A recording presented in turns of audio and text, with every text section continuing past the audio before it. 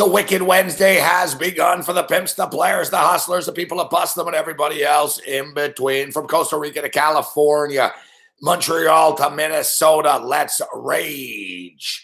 So there's a lot of basketball stuff to get to here this evening. There'll no doubt be a lot of rage at some point this evening, and hopefully a couple of laughs at some point this evening. But how can you not rage and laugh at the same time when Babano steps up and joins us? And it really is amazing, isn't it? Babano, it really is like Costanza, and it really has just stuck. It's amazing. I can't think of Babano right now without, saying Babano. So Babano's going to step up and in here this evening. And I saw Babano tweeting earlier tonight that he's been putting some elbow grease in. And I haven't heard that phrase in since what? Who is he, the fucking Fonz? And of course, we've referred to, we noticed the resemblance of Pee Wee Herman and Babano. And it was really just a slick back hair more than anything. But, Babano's climbing the ladder. So he's gone from Pee Wee Herman to like the Fonz. His analogies are still kind of stuck in the past. His musical taste is still stuck in the past. But his picks are built for the future, baby. The Olympics. So I saw Babano tweeting he's putting some elbow grease in for the Olympics. The Olympics, the opening ceremony, rapidly approaching. And I've done a lot of capping for the Olympics as well. I was up all night, and I'm gonna bet $1,000 on all 22 North Korean athletes to win a gold medal. Yeah, they're all going to be like 10,000 to 1 odds or something like that. One of them's got to hit, right? Kim Jong-un has to have some sort of plan. I got to tell you, there's a lot of motherfucking pressure on these athletes.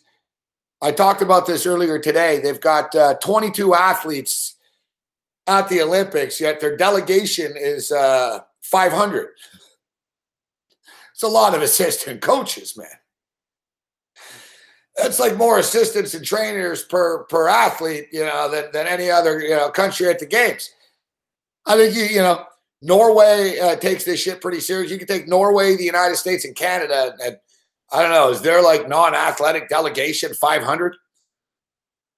So in other words, there's like 500 fucking spies running around Pyeongchang right now. And while no doubt they'll be spying for political purposes, you got to believe that, they've been inspired by Bill Belichick and crew. We've got like 500 of Kim Jong-un's finest fucking spies.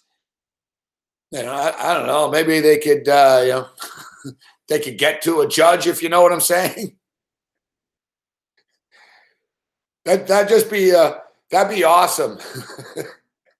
And North Korea, unbelievable. They won 3 gold medals already, Chuck. Yeah, nobody saw this coming. That's like the conspiracy theory of all motherfucking conspiracy theories. SJE Frasada says he's Norwegian. I am actually 25% Norwegian myself. No joke coming, no punchline. It is true. One of my grandfathers is pure Norwegian. Never met him. But I've got that Viking blood, evidently. All right, so it's 116-111 right now for the Cleveland Cavaliers. These motherfuckers haven't won a nationally televised game. They're 0 for 8 their last 8 national televised games. It's just a 3-ball fest. Hey, I see we got Match Fixer alert in the house. So, Bruce Chad. Thanks for joining us, Bruce.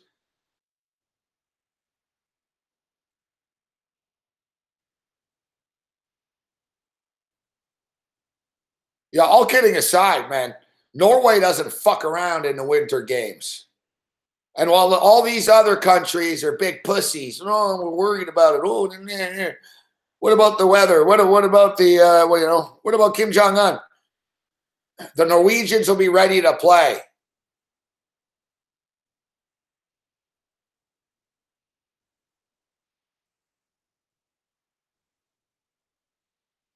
Yeah, the Norwegians are going to be ready to rock. Any DGen bet of the night. Well, I don't know if it's a DGen bet of the night. I hope, yeah, I'm sure there'll be some late night DGen. I'm sure there'll be some late night DGen action a little bit later on that'll fall into our lap. Larry, Norway always beats Canada mixed doubles curling. Yeah, I saw Brandon in St. Louis was, tweeting, and we were always talking about that. We said there's always a couple of Olympic events that start before the ceremonies. So is that the deal? I got to be honest, I didn't even fucking know there was mixed fucking curling. Mixed curling doubles, this shouldn't be a thing, man. This should not be a thing. There's already enough fucking curling. You've got your women's curling, you've got your men's curling. Mixed doubles curling, you know what's going to happen, fuck. How long until there's the transgender curling division? It's like, well, we got the men's and we got the women's and we got the mix, but now, now we're upsetting the transgender crew here. We're going to have just a mix, everything fucking. We already have it. We got, it's curling. What is this, a fucking date?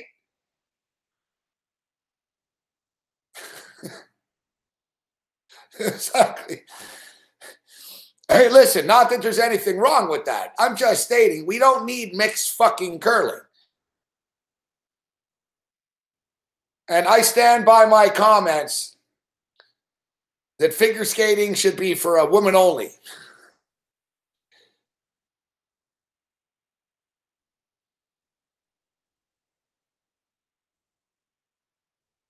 We look forward to laying it down on some Olympic figure skating.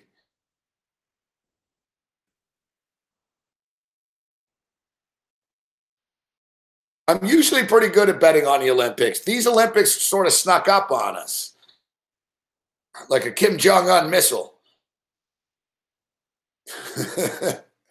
Like a Kim Jong-un missile.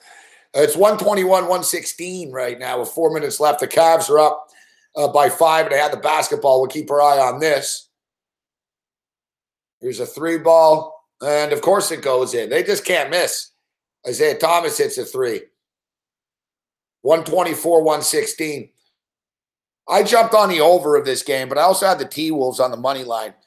The T-Wolves always fuck me. They're a bunch of fucking frauds, this team. They really are. Andrew Wiggins is he's the typical stat modern NBA guy.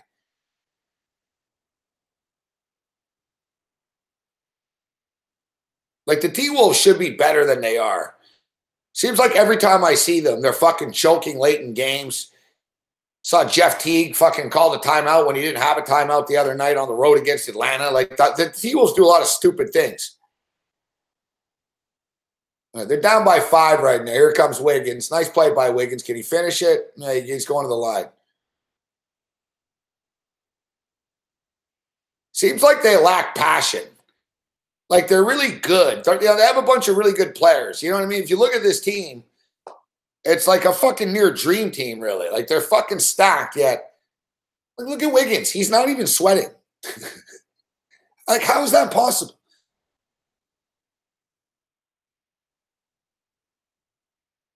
It's baffling. I don't know. The kid's probably got 1 million points here tonight. All right, so yeah, we got UNLV and we've got Nevada tonight. Battle for the Fremont Cannon. I saw the Leafs were up 2-0 before. Now that's 2-2. Yeah, the battle for the Fremont Cannon. That's what they call that football rivalry, and Wiggins misses a free throw. Good stuff. This is going to be an entertaining basketball game. It's at 11 o'clock Eastern start. We've got California and Colorado. And, of course, as Bruce Chad alluded to earlier, Cal Riverside against Hawaii. As I think like the entire Hawaii basketball team is on probation. They're not allowed to leave the island. And somehow they've convinced, like, I don't know. Like, I think this is like the biggest non-talked about scandal in college basketball.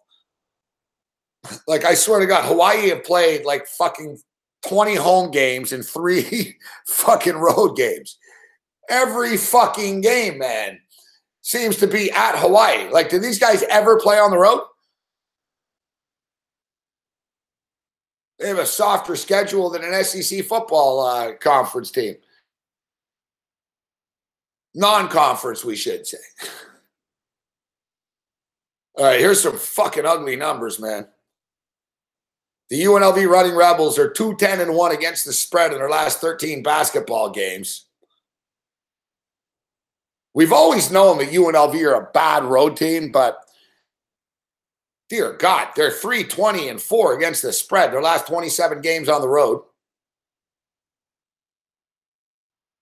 Nevada, dominant home team. Yeah, doesn't this just sort of have that feeling that, you know, the Rebels are going to hang around in this game tonight?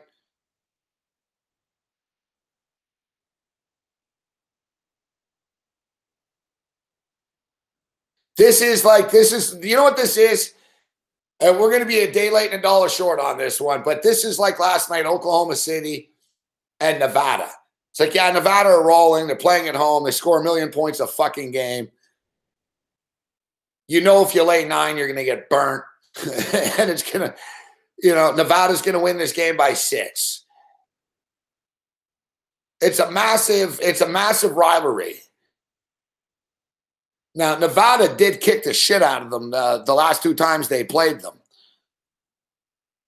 It really is just one of these sort of contrarian plays. Like, if we want to look at all the trends and the angles here, there's not a lot to hang our hat on the UNLV Running Rebels tonight.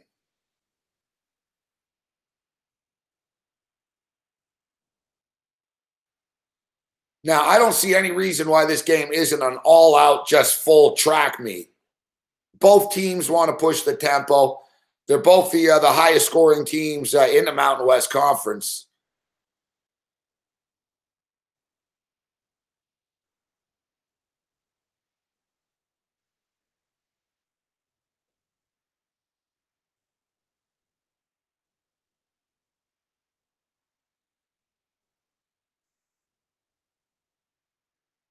UNLV are 17-5-1 to the over. On the road, they score 77 points a game. They give up 77 points a game. They're actually 4-3 on the road. That's not horrible, but they're 2-5-1 against the spread. The thing is with UNLV is a lot of their nice sort of ATS numbers and stuff came really early in the season. And speaking of soft schedules, UNLV played like Cupcake U and fucking DeVry University, Phoenix Online.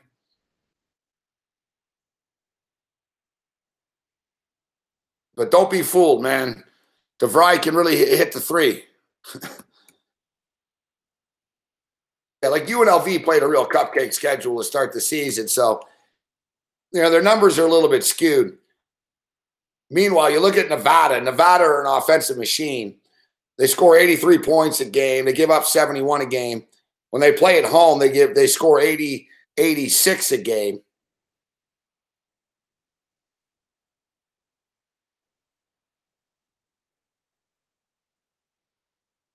The Silver State Showdown.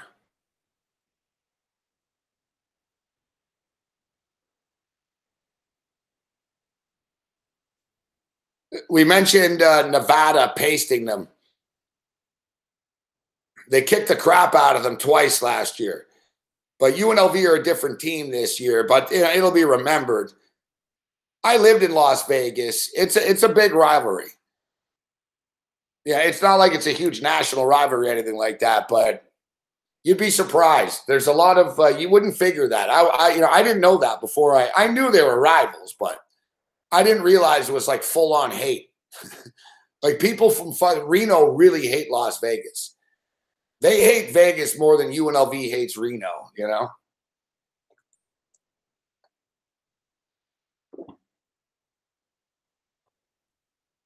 Because, you know, Nevada have generally kicked the shit out of UNLV with the football rivalry.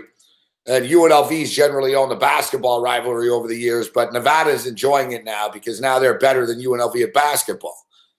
So it was 94-58 last year, 104-77. So you got a double revenge spot with the Rebels tonight. And look, the Rebels are coming off a road loss at Boise State, 93-91. No shame in that. You know, they were getting 7 points. They lose by 2 in overtime. No shame in that. You know, when they lost at Fresno, they lost by 6. You know, you got to give them a little bit of credit, actually. When they go on the road, it's not like they're getting killed. They just don't always win, but they do, you know. Boise State, they lose by 6. Remember, they went to Fresno. They were getting 4.5. They lost by 6. They beat Colorado State on the road. They beat Air Force on the road. They beat San Jose State on the road. So they have been competitive. And if you look at Nevada, their last 3 games have all been pretty close. Colorado State, 76-67. Fresno State, 102-92. These motherfuckers putting up higher numbers than a lot of NBA teams. And Wyoming, 104-103. So you can roll the dice if you want on, you know, if you want to take the Rebels, or if you think Nevada's going to fucking pump them again. I think the safer play, and it's crazy to say it's a safe play when you're betting a college basketball total that's this high, but is there any reason why this game is not a track meet? Let's bring in the Fonz, a.k.a. Babano. We just got to get Babano like a leather jacket and stuff. Like, you know, the resemblance to the Fonz, like, can you give us an A? And it looks like you're in Richie Cunningham's room too as well. Welcome back, Gabe. Safe and sound, safe and sound. Da, da, da, da, from Costa Rica and a great bet cast. How are you? I appreciate that, Babano. Good to see you. Good to see you. I see you've decided. It's great to have Babano back with the serious look, looking right into the camera. I can't help but crack up. I missed you, Babano. We missed you in Costa Rica. Well, it was. I didn't mind staying behind. I'm glad you guys had a good time. It was a great. It was fun watching it on Monday. I was out at a Super Bowl party Sunday night, so I didn't get to see it live, but I saw it Monday. I thought it was fantastic. I mean, I thought you guys, you know, you wore your hearts on your sleeve.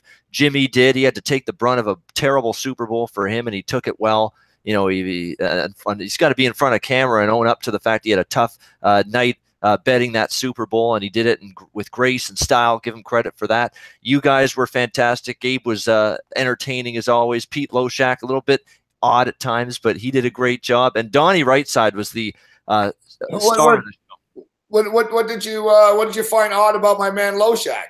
Well, and you know that's rich. That Babano's calling other people odd.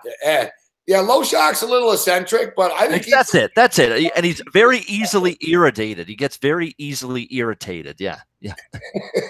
I just don't know why the hell he thought that Zach Ertz touchdown was not a touchdown. I mean, he was vehement at that time that that was not a touchdown. He was shouting it like 10 times. Come on.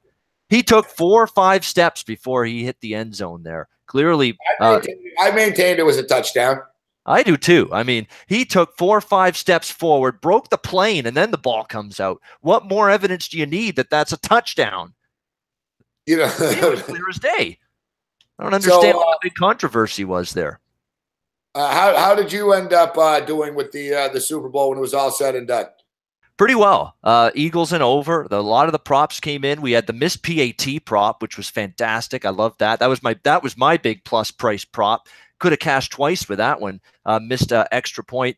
The Tom Brady props came in. The Nelson Aguilar props came in. Overall, it was a really, really good Super Bowl. We needed to sweat it out. I had Brady pass completions and pass attempts over. Needed that last drive to finally get the completions part of that into the winner's circle, but I'll take it. It was a profitable Super Bowl. It's all I can ask. Yeah, Loshak does have an amazing stash. Loshak cracks me up. Holy motherfuck. Yeah, the Minnesota Timberwolves managed to take a 3-point lead. They hit a 3, and fucking Cleveland just hit a 3. It's 129 with 35 seconds remaining. It's raining. Raining threes. Wiggins with the basketball. 27 seconds remaining. Only 5. No, it's Butler. My bad. 5 seconds on the shot clock. Butler misses the shot. NBA Betcast with Morency. Take it away. Keep going. I don't have that game on, but yeah, obviously the under, bad bet in that basketball game. Just a little bit. Yeah, Wow.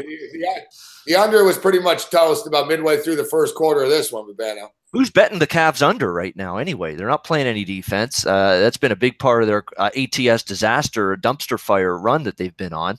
But some people still might. Who knows? All right. So people are talking about. I just talked about this UNLV Nevada game. It's a big rivalry game, but clearly Nevada are a better basketball team right now. UNLV were putting up some nice numbers early in the season, but they were playing cupcakes. I talked about it. The Howards of the world, etc., and this fucking Southernness and Baptist that. So they were kicking the shit out of teams. But in Mountain West play, they've been struggling to win games, but they don't get blown out. They lose close games, and I'm sort of banking on the rivalry aspect of this. I think it's going to be a track meet, Babano. You look at Nevada. These guys are putting up more points than NBA teams. Like they've gotten over 100 points in 2 of their last 3 basketball games. It's not like UNLV played defense either, right? So I think there's going to be points. I like the over a lot. The only thing is, can Nevada backdoor this, can UNLV backdoor this? Hang around. What's your take on this game? I like the over. Sorry. That's my bad. I set you up poorly on this. Let's just see what happens in the 20 seconds here. LeBron James with the basketball. He's got Butler on him top. He's at like center court. He's really taking a lot of time.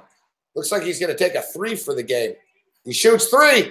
He misses.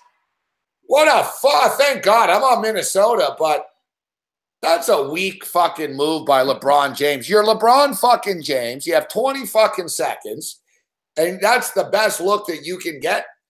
You're not even a good 3-point shooter. You got a good defender in your face. Hey, I'm on Minnesota on the money line, so I need this. Yeah, I was going to say that's the best case scenario right there. Fantastic. That was a bad basketball play. I'm just calling it like I see it. I'm on Minnesota, but he's supposed to. These kids say, "Oh, he's better than Jordan." That's fucking if. That was a horrible job by LeBron James there.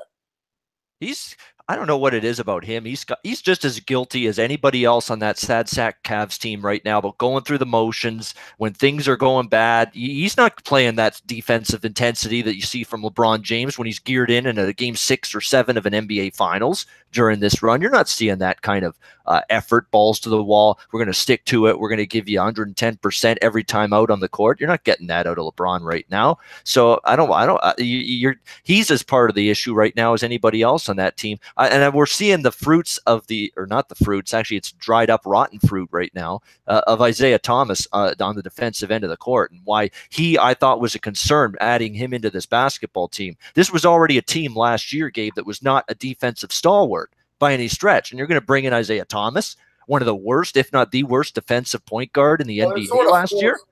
They were forced into it because Boston needed to get rid of Isaiah Thomas, and Cleveland needed to get rid of Kyrie Irving. So Kyrie Irving sort of forced their hand. The thing is, what I'm happy about there is LeBron James, as good as he is, and he is awesome, but he could be better. Like if that's Russell Westbrook right there, Westbrook's just taking it to the rack, and he's going to dunk it or someone's going to foul him. And that's what I'm worried about. I got Minnesota. I'm like, God, dear God. All LeBron has to do is just do his little running back thing. LeBron's a big dude, man. When LeBron, it's more like a tight end. When LeBron comes charging in at the rack, what are you going to do? What are you going to fucking do about it? He could come flying in, lay it in, get fouled, hit one fucking of the 2 free throws and take the lead. But he constantly, late in games, he dances around. He's not a good 3-point shooter. That the weird thing about that is he didn't even look at anyone. He had no intention of getting anyone else involved, so they didn't have any other play. It was clearly, give me the fucking ball. But then he doesn't give himself a good shot. and he doesn't even give the team an opportunity, for a putback. Horrible possession. Hero ball to the tits right there by LeBron. Well, we see that from him from time to time. We've got our own game also in overtime in a different sport right now. Nashville and Toronto in a shootout right now, 2-2. So that game stayed under the total. That's lacrosse. So Toronto, Nashville, who? Hockey, of course. Yeah, my NHL boycott begins in what? 48 hours. Oh yeah, that's right. No NHL for you for these next 2 weeks. Yeah. Yeah, fuck. I think I might have to. You might have to. I might have to break the boycott. I've got Ohio State Purdue on as well. 58-51 Purdue. Good Big Ten game right there. Ohio State trying to hang in tough, catching 10.5 in that game.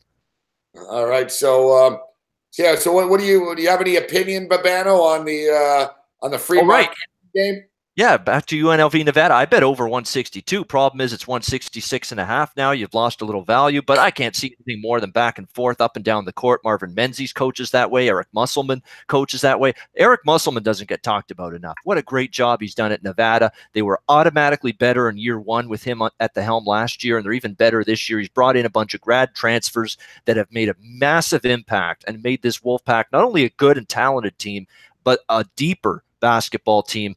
This Nevada team is clearly the best team in this conference. They wipe the floor with everybody else as far as I'm concerned. It's Nevada and everybody else way below them as far as I'm concerned. So I'm not looking to make a case to go against Nevada. They're perfect on this home court. They demolished UNLV. I know the revenge factor, in-state rivalry. I understand that, and it is a lot of points. I didn't bet Nevada. I didn't bet Nevada here. But if I had to, I'd lean to the Nevada side. I just think they're too good for UNLV, too much, and better defensively as well. All right, guys, we should note there's actually been some late line movement here. Late line movement right now, down to 8. So somebody's been pulling the trigger on the UNLV Running Rebels. Down to 8 right now, and the total just fell to 164.5. Urbano, you mentioned it was in the 162 range earlier. It was sort of kicking around 166.5 for most of the afternoon and evening. But some late moves here. Nevada now -8, guys, total 164.5. And I went over the numbers earlier, Babano. Nevada is one of the hottest teams in college basketball right now. They're a dominant home team. They've got a great offense. But it just seems to me it's one of those, doesn't make a hell of a lot of sense to do it, but I just think it's like a rivalry game. And I went over UNLV's road losses. A lot of heartbreakers, Babano. They haven't really been smoked on the road. They lose at times, but they haven't been killed on the road. This is a big game for UNLV to stop the bleeding, too. It is. See, if it was anything 5 or 6 or less with Nevada, I would have absolutely been in on the Wolfpack here. No question about that. But you're talking 9 in an in-state game, a team that got just crushed and demolished and, they're squished like a little bug. This UNLV team was by Nevada when they played them last year. So that is something that, is going to be talked about going into this game. We're going to say we got to get these motherfuckers back after what they did to us last year. They kicked us in the teeth, kicked us in the nuts, and and they basically took our lunch money too. Different teams, though, right? I brought that up earlier too. They're different teams. Yeah. It's all new. It's a new program right now. But without a doubt, it's a big rivalry game, and this is the game for them. It's a huge game for in the state of Nevada. Like I said, look, UNLV coming off the 93-91 loss to Boise State in overtime in Boise. No shame in that. I remember the Fresno game. We were on the air during that game. I don't know if it was you and I, but I remember being on and talking about this game as it went on. They lost by 6, 69-63 in that game. They beat Colorado State on the road 79-74. They beat Air Force on the road 71-76. They beat San Jose State, who were terrible, but they beat them on the road 82-76. So, like UNLV, they're not like, known as road warriors by any stretch of the imagination, but they haven't been killed this year on the road. And there were times that UNLV in the past, when they've played the juggernaut of this conference on the road, which for the years has been San Diego State, they'd go into San Diego State and hang tough. They were capable of doing that at times in years past. Those games were so low scoring, right? Yeah. And when I lived in Vegas, man, it was like automatic motherfucking money, man.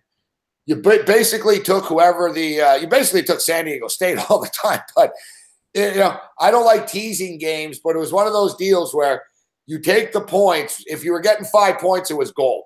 If you could get, tease it up to 10, it was gold. And it was like clockwork every fucking year, man. Regular season games and then in a Mountain West tournament game, even though it was in Vegas, it would always be, man, like 58, 57, 65, 64. San Diego State would always fucking beat them by like 1 point, Babano. It was crazy. And people used to figure that the other teams in the Mountain West would complain about the Mountain West Conference tournament always being in Las Vegas every year. But it's like, like all the Mountain West fans joke, why would we bitch? Fuck, UNLV haven't won the tournament in 10 years. No, exactly.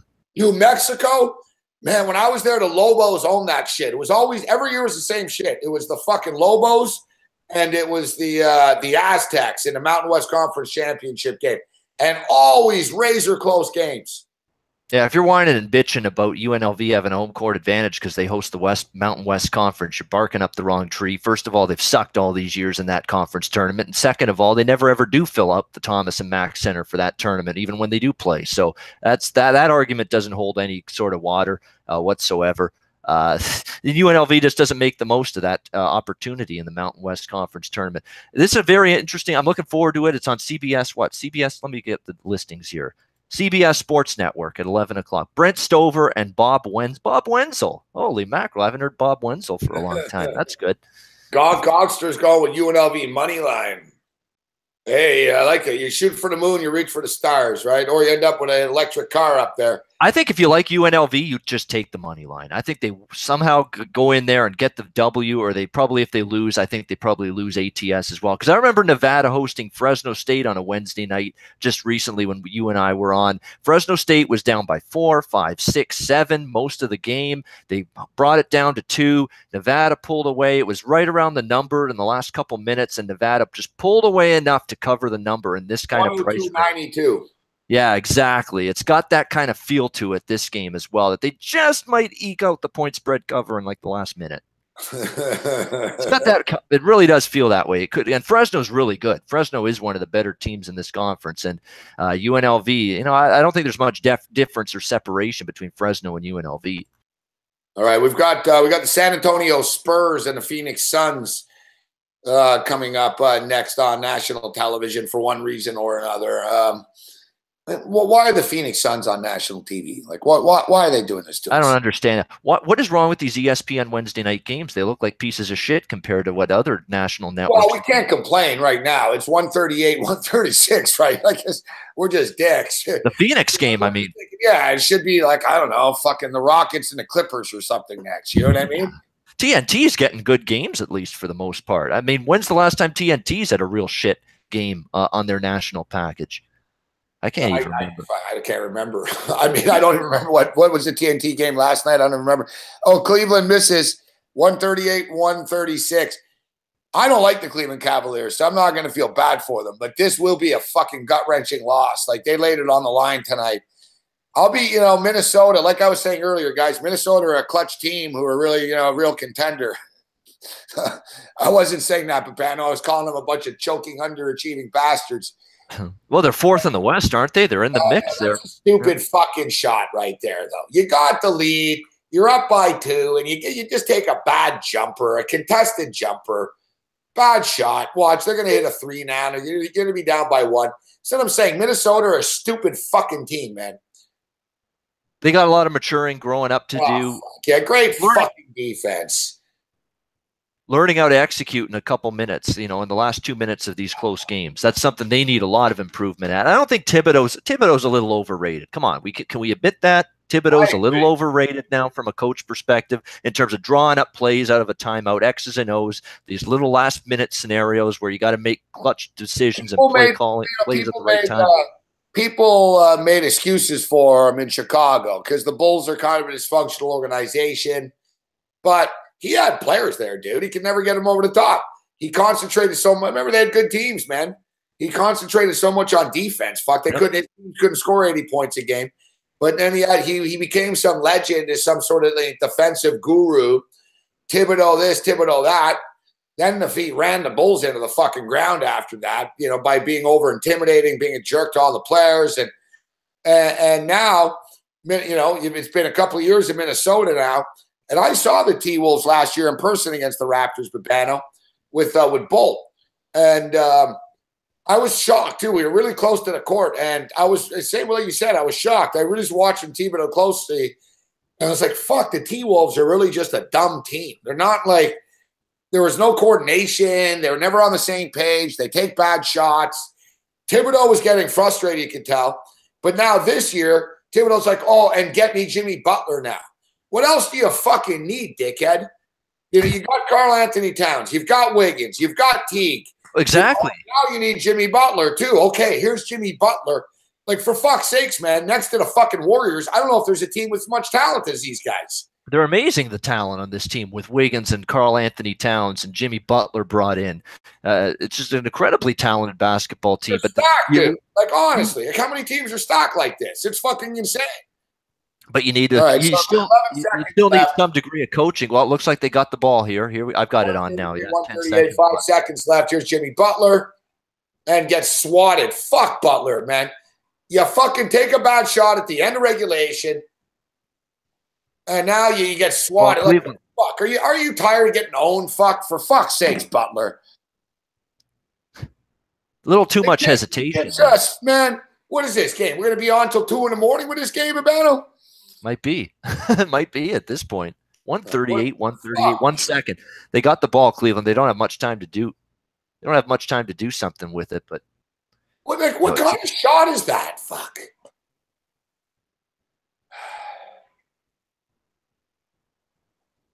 That was too telegraphed and choreographed right there. I mean, it was way too slow developing as well. Like, Cleveland knows what's coming right there. It's a drive to the hole. Clearly had time, James, to get over. They don't even pretend these teams anymore to try to look. There's not even a teammate around. Like, exactly, right? He's going in there against 3 gray jerseys. Like, how is that supposed to work? Where's the movement without the basketball from the other T-Wolves? Where is it? To provide a little decoy. They were all in the corner. It was an isolation play. Yep. And it's just the stupidity of the NBA. Like, you have the ball with 11 seconds. How about you do some pick and roll, some screens, a fucking backdoor cut? You fucking penetrate, kick it out for a 3. We just talked about it with Thibodeau. Like, where's the creativity, for fuck's sakes? Hey, Butler, you're my favorite guy, even though fucking you're not our best offensive player here right now. It pisses me off, this shit with the T-Wolves. They're going to end up losing this fucking game that they should have won. They should have won in regulation. And now the same bullshit in overtime they should have won. Oh, and they lose now, of course. Unbelievable. Wow. Yeah, the Minnesota Timberwolves are just the biggest choking cocksuckers ever. And now the media is going to blow LeBron like he's fucking Michael Jordan. Look at this celebration. Like, whoa, look at the big win. Hit that because he didn't have to think about anything. Fuck. Yeah. Wow. Look at them looking like, wow. Great job by Thibodeau, too, eh, Babano? Why would we guard LeBron fucking James with a second left? Told you. Like, oh, he's wide open. Like, what? I don't get the thought process that this guy is hot stuff as a head coach. That's all there is to it. I've always thought that about Tom Thibodeau, and we're seeing it right now. Yeah, it's not a hot commodity here. Hey, shut the fuck up. Fuck. Okay, you averted your little crisis for one night. The crisis will resume very shortly. Mark it down. Cleveland's not out of their little web of terror and doom right now. All right, so who is supposed to be covering them? How about making it tougher to inbound the ball, for Christ's sake? By Butler against Butler. Terrible. That's not, Great shit, Jimmy. Too much cushion. Good thing you don't play LeBron as much as you used to, because, that's pretty embarrassing. Butler got blocked at one end, fucking torched at the other end here. Yep. Half-ass defense, sticks his hand up for the game on the line. I said it earlier, that the T-Wolves are a gutless fucking team, man. That's brutal defense by Butler. Too much cushion. Why don't you just put a fucking pillow behind LeBron's head? Put him to sleep there. Look at with all that cushion. Holy goodness. It is. It's bad defense. Fuck, bad defense. You can't give, still arguably the best player in the league, in the sport, that much time and space turn around and to hit a fall away Jimmy like that, as Jack Armstrong would say. All right, what do you think of the San Antonio Spur game? What do I think about it is I'm not watching a second of it, and I didn't bet it. Honestly, yeah, I got nothing on that. I mean, Phoenix is a total mess. They're in shambles right now, but are you going to lay 10 with San Antonio in a potential dead spot? Those are your options in that game. The option is the over. Yeah. Even though last night I fucking vowed never to do this. And I know Booker's out, but the San Antonio Spurs guys, they put up a lot of points when they play against bad teams. When they play against bad defensive teams, the Spurs will hang like 110, 115 on you. The only thing is, what are Phoenix going to do? There's no way in hell I trust, like you said, I don't trust the Phoenix Suns at all. I don't trust I don't know if I got a ghost in here, but something just fell over. That was strange. I got to do like you did to me. I got to get up. And, sorry about that. I'm back now. Someone's canvassing at my front door. Yeah, I'm going over. I'm going to go a little bit over here on this San Antonio Phoenix game. And they've started. They couldn't wait forever for fucking LeBron to pussy out. All right, so the in-game total now is 197. Good, because it's still 0-0 a minute in. Yeah, exactly. It's dropping pretty quickly. No points yet. I've got Ohio State Purdue back. Great finish coming up. 16 seconds left. 63-62. Purdue by 1. Ohio State. Looks like they're going to cash a ticket for their backers here. And of course, it could go to overtime, and it throws it back in the maybe category again. But great game here. Yeah, Ohio State have been covering numbers, man. They've been a hot team. Good. They got some good players. Jayshawn Tate's a good player. We know Keita Bates-Diop is fantastic for them. Yeah. Big guy in the paint. I mean, this Ohio State team, and Chris Holtman, the coach, Butler is where he used to be. He's done a great job. I think Butler misses that guy too because they got a young guy in there, and he's sort of been overwhelmed at times. Got NBA talent, like you said. Those guys are NBA talents, right? So that's something you need going into the tournament too. This really is going to be a wide open tournament this year. Oh yeah. Here's Ohio State. No. Oh, the follow-up. They got it. Ohio State by 1 with 2 seconds left. Wow. Got the offensive board. There he is, Bates-Diop again. Yep. You know, it's not somewhat of a surprise, but one of the best ATS teams in the country this year, Babano. I'm sure I don't have to tell you this. I know you've been capping a lot of college basketball. Yeah. Is Auburn. Auburn have been an ATM machine this year, but they were laying 6.5 tonight. They're tied right now with A&M. Big run by Auburn. A&M was up by 10 at the half, and Auburn's come on like a freight train here. Second half, they're now up. Well, Texas A&M back and forth, 70-69 Aggies. A&M might be showing signs of putting it together. This Texas A&M team, Gabe, might be a team to bet on these next few games, few weeks, because they struggled. They had injuries. They were a top 5 ranked team. Maybe that was too lofty early in the season. Injuries hit, suspensions hit. Now they're starting to get healthy again. They've had 2 blowout home wins in a row prior to this game against Auburn, and now they're taking this Auburn team right down to the wire. A&M looks like they're starting to get their shit together and play like the team people expected them to be early in the season. That team's got talent. They got DJ Hogue. They've got Dwayne Wilson.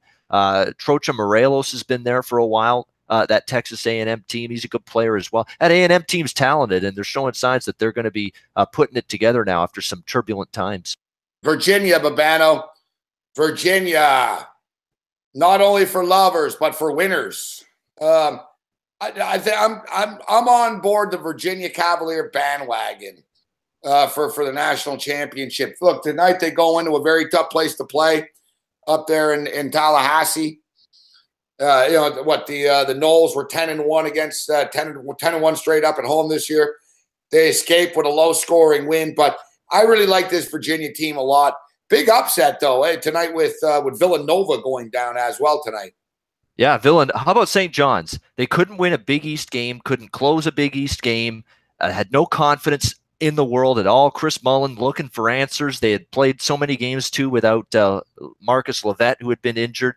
And now all of a sudden, St. John's gets this incredible win against Duke on the weekend that nobody saw Almost happening. felt like it would have been a letdown spot tonight, didn't it? Like, yeah, it did.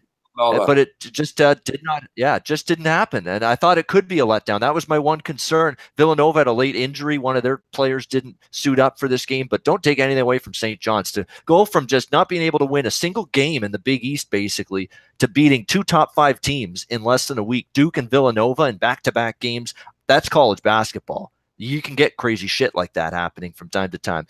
But kudos to St. John's. Incredible back-to-back wins for them. Maybe this gets their season going. Big East tournament time, maybe they can get on a run and get back into this tournament chase. I think they still need to do a hell of a lot more. Even though these are 2 great, huge wins, their body of work is still weak. They've still got a lot of work to do, I think, to get themselves back in the tournament convo. All right, boy, MVP Sports Tucci in the house. What up, MVP? Minnesota representing.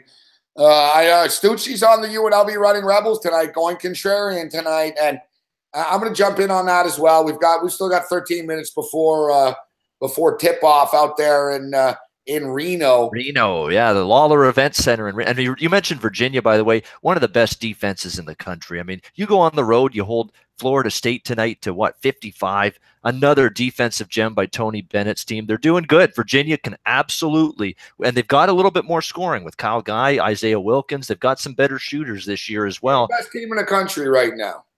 They're one of them. There's not a lot of difference between them and Villanova, in my opinion. I'm not going to abandon ship on Nova just because of what happened tonight. But I'm not fully bought into Duke. Duke are really dangerous, though. That's the thing. You can't discount any of these fucking teams. And, we had Dave Malinsky on earlier in the week, and he was talking about, you can't discount teams in the 80-1 range even in this tournament coming in this year. We were talking about Michigan at 80-1. Yep. And, just look at the discrepancy between Michigan and odds and Purdue odds. Michigan and Purdue have played each other twice. Both the games came down to the final possession in the final seconds. Purdue were like, 10-1, 12-1 or something, and Michigan are 80-1. The Florida Gators, Babano, they could get hot in March Madness. They're 35-1 right now. Yep. There's a lot of teams that have pretty fat odds that could legitimately at least put yourself in a nice hedge and get to the Final Four. I'll run through. We could just start rattling teams up, but there's a lot of teams that are paying pretty nice odds that could beat any given team, 4 straight nights in the tournament. I'm not saying to win the tournament, but if you let's say you took a Michigan at 80-1 and they made it to the Final Four, you're setting yourself up with a nice fucking edge. There's no doubt. This is one of the years, if you're going to dive into the long shot betting in terms of futures to win the big dance, win the NCAA tournament, this is the year. There's no dominance. The future king, of course, the parlay king, Spenny Mac. I agree, bro. We missed out. I said I like Virginia. I said 25-1, and I slept on it. Now it's in the 15, 16-1 range, 14-1, depending on your book. We'll do a little shopping. Maybe we'll play another future. Last night, Babano, I put $300 on the Raptors at plus 5-1 to win the Eastern Conference, and it actually dropped. I saw it today in Vegas. It's like fucking plus 250 and shit now. People are all over it. So, we got a pretty good number, but I want to get on this Cavalier bandwagon. They're number 1 in the RPI. Like, they really are, like, technically the number, the most fundamentally sound, complete basketball team in college basketball. I really think they can go on a run, but we're talking about it. It's motherfucking wide open this year. Michigan State, even Virginia, touch me like you do. That old song. Yeah, Virginia plus 600. They've gone way down in there. Oh, that old song. Oh, great start by the Phoenix Suns tonight. Yeah, they're down what? 12-0, 11-0. 11-0. Wow. They've come to play tonight. Haven't scored a bucket in 5 fucking minutes. 5 minutes, and they haven't put a point on the board yet. Yeah. It's over, like fucking Phoenix. Like, how can you hit it? I can't hit it. Like, all right. I should have just bet on the fucking Spurs team total, but how high do you think this league can get? Babano, 20-0? Yeah. That's the problem with Phoenix. I mean, with this fucking team, Phoenix. Like, just fold the team up. Move them to Seattle. They never should have lost the Sonics. We all know that. That was a travesty from the beginning. Let's they had be just honest. The fucking best thing about the Phoenix Suns is the mascot and the fucking gorilla. Yeah, it is. It's not anything on the basketball. Steve Nash they had a good run with Nash and D'Antoni there way back in the day. The best thing about the Phoenix Suns ever is if you ask me, guy in the Suns just missed a fucking wide open layup. Like if you ask me like the history of the Phoenix Suns, what's the first thing I think of the Phoenix Suns? I'm not even kidding, but man, all kidding aside, I'm not kidding when I say that. I think of the Phoenix Suns, the first thing I think of, like word association, the mascot, the gorilla.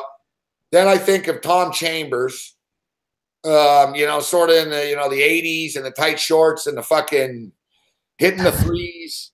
And then I think of the Charles Barkley team in which they made it to the finals, actually, in which I actually bet on them against the Bulls because I'm a stupid fucking idiot. I used to have it. I had a Phoenix Suns. That's tough going against Chicago back in those days. It was, very tough. You should have seen how gaudy the old school Phoenix Suns. They've changed their jerseys a lot, Babano, but it was in the NBA Monster Jam, like the NBA Jam fucking era and shit. And it's just funny, though, when Barkley was ripping LeBron or someone else for leaving, or Durant. That was it. He was bitching about Durant. It's like, dude, you fucking bolted Philadelphia for Phoenix. Like, what are you talking about? You made it to the finals, asshole, and you lost in 6 games, fuck. Great point by Brian Rowe. Great point by Brian Rowe in the chat. Even their arena's stupid. Talking stick arena. What the fuck's a talking stick arena? That's a great point. What the fuck does that mean? Talking stick. No. Seattle. The arena wasn't empty in Seattle. They just got screwed over by an arena deal. The fans were going. It wasn't empty. They did get screwed, just like Vancouver got screwed. Vancouver and Seattle. There are some markets in the NBA that haven't supported. You could argue that they could have lost their teams over the years, but Seattle wasn't one of them. Seattle just got caught up in some weird power play. That fucking dickhead that owns Starbucks played games with the arena and shit. And one thing that's true, the NBA doesn't like the Pacific Northwest. It's just a fact. They don't like them. No. They don't. I mean, look, they can Seattle. Seattle went to the NBA Finals. Seattle was like one of the top fucking franchises in the NBA, man. Yeah, Gary Payton, Detlef Schrempf. You remember Detlef Schrempf? Yeah, way back. Detlef Schrempf. Come on, Babano. Yeah.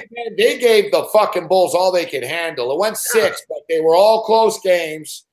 They had a great team. Sean Kemp, Sam Perkins, Detlef Schrempf, Gary Payton. Great times, yeah. Who the fuck else? Great era.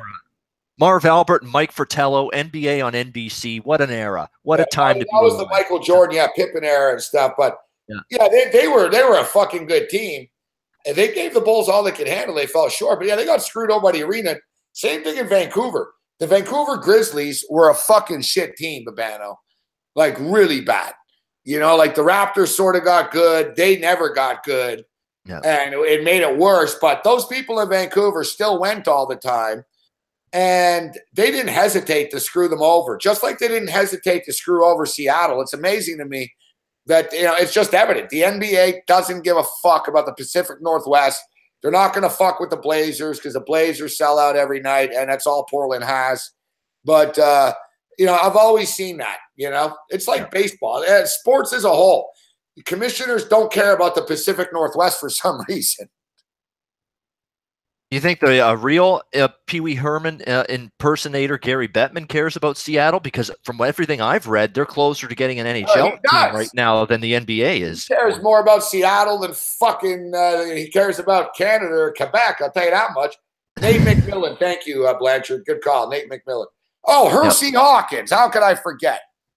Yeah, exactly. Hersey Hawkins. Yeah. It was a great Seattle team. They're another team that, hey, could have won a championship, but guess who was the roadblock? Yeah, Michael Jordan and the Chicago fucking Bulls, like everything else in the 90s. Yeah. Charles Barkley's roadblock, Hakeem Olajuwon's roadblock with the Rockets, Seattle's roadblock, all goes through Michael Jordan and the Bulls. They just ended so many teams that were really, really good back in that 90s decade. I'm going to, I got to see these a little closer. I got to get a bigger TV. It's time. But I'm not hating that Spur jersey. What is it, camouflage? Or it almost looks like, I got to see it closer. What's the deal with that shit? Yeah, that was, no, man. That's it. Seattle had I like Seattle. Seattle were always a good team. And I've always told the story. And I told the coach, actually, Lenny Wilkins, Babano. Lenny Wilkins won a championship with the Seattle Supersonics, and they beat the Washington Bullets. And I think it was 1978 or something, 1979 or whatever. And that's the first NBA Finals that I watched, and it was on tape delay, Babano. Like the NBA Finals, guys. Like think about that. The NBA was so not big in like the late 70s going into the 80s that it came on. I remember watching it on CBS after the WCAX news in Burlington, Vermont. It's like after the NBA, after the local Vermont news, and they tell you about how like the fire truck had a flat tire and, there's no fucking news to tell you. And then the NBA Finals came on. I remember I was a fucking kid, and I asked my grandfather, can I stay up and watch this? And he, Dad, don't tell anyone. But yeah, fine. And I told Lenny Wilkins that story. Pretty crazy shit. Fucking, over the years, like I said, Seattle that was a good organization. Seattle, they were a good team, good franchise. And they were heartbroken when that team went to OKC. Wasn't it just after Kevin Durant got drafted that they ended up moving? Even worse. Just after Kevin Durant played his whole career there. Yeah, exactly. But the timing was yeah. People like debate. People don't realize that. Yeah, Kevin Durant played in Seattle. Yes, sort of reminiscent. Yeah, I was pretty sure his first year he was there. Of the Quebec Nordiques, the poor bastards. And we're talking Seattle. Look at the Quebec Nordiques.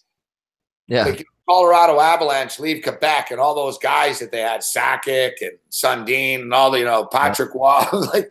That whole team ends up winning after they leave Quebec after all those years of torture.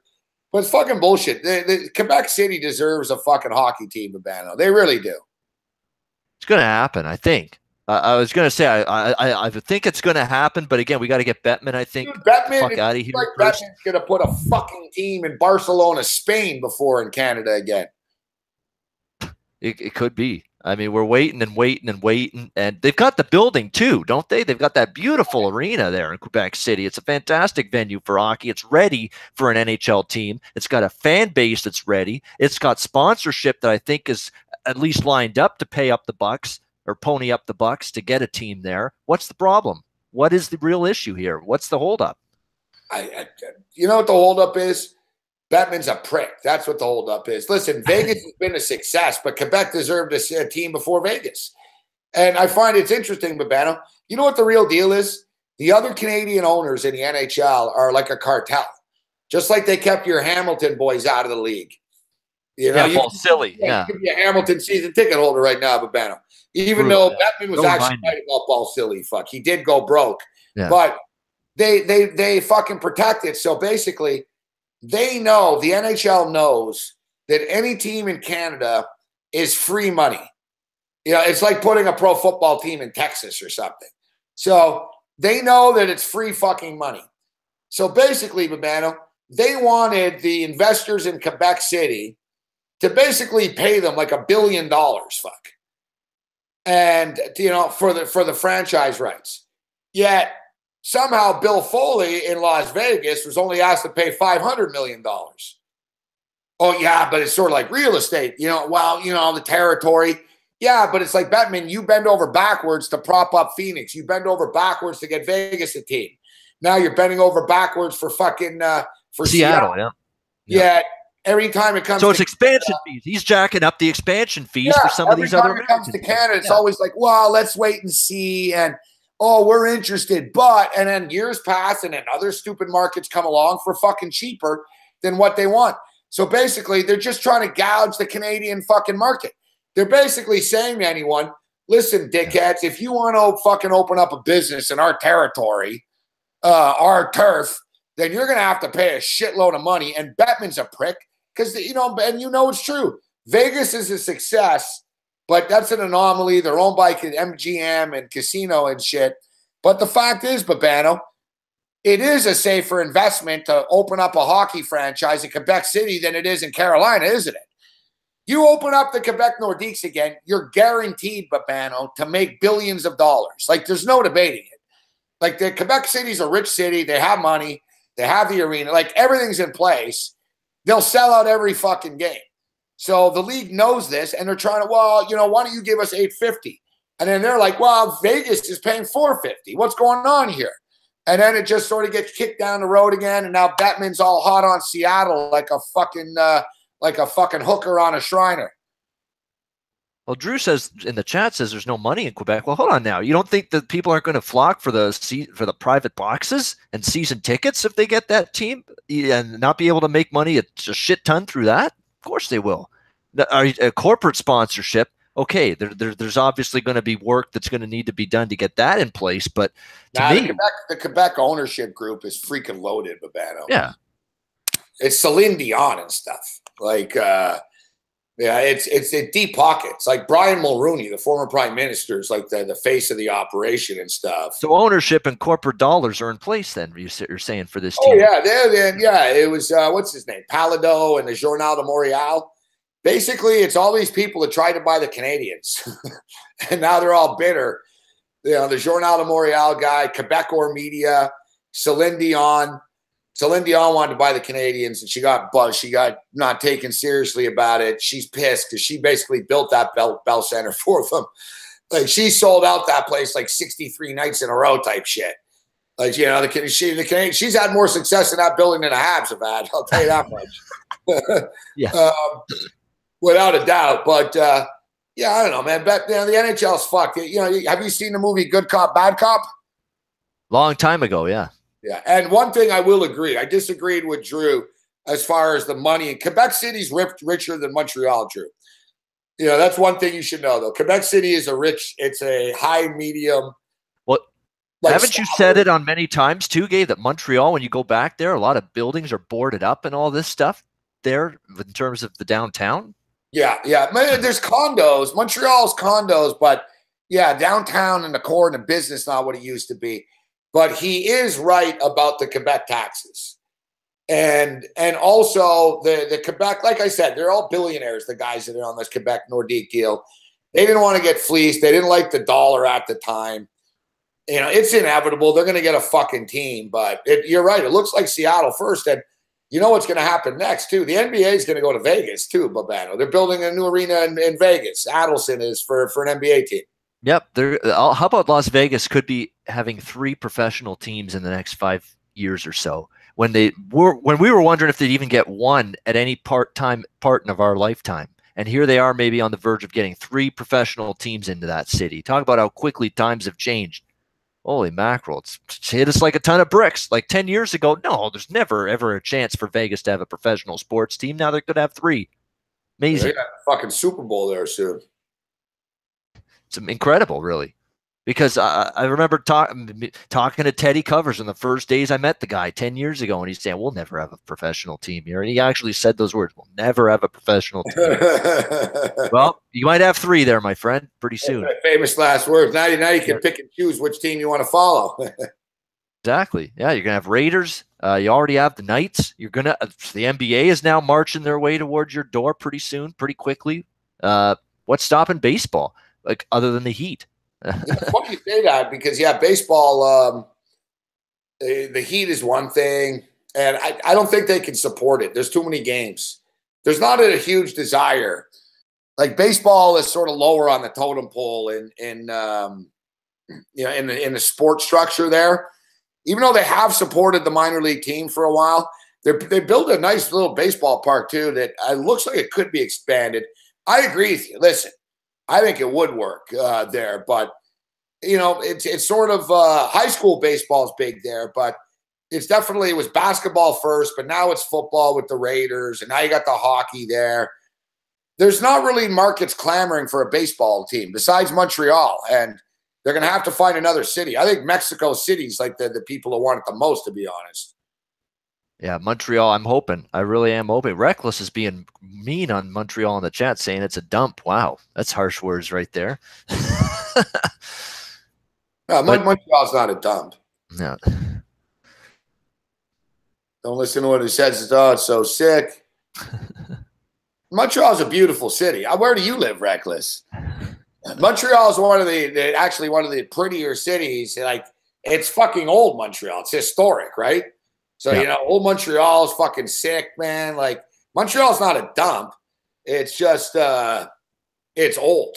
You know what I mean? It's an old motherfucking city. Montreal's weird. Like, there's a lot of new state-of-the-art shit, and then they have a lot of old shit that's like fucking, from 1450 and shit still. The same quality roads.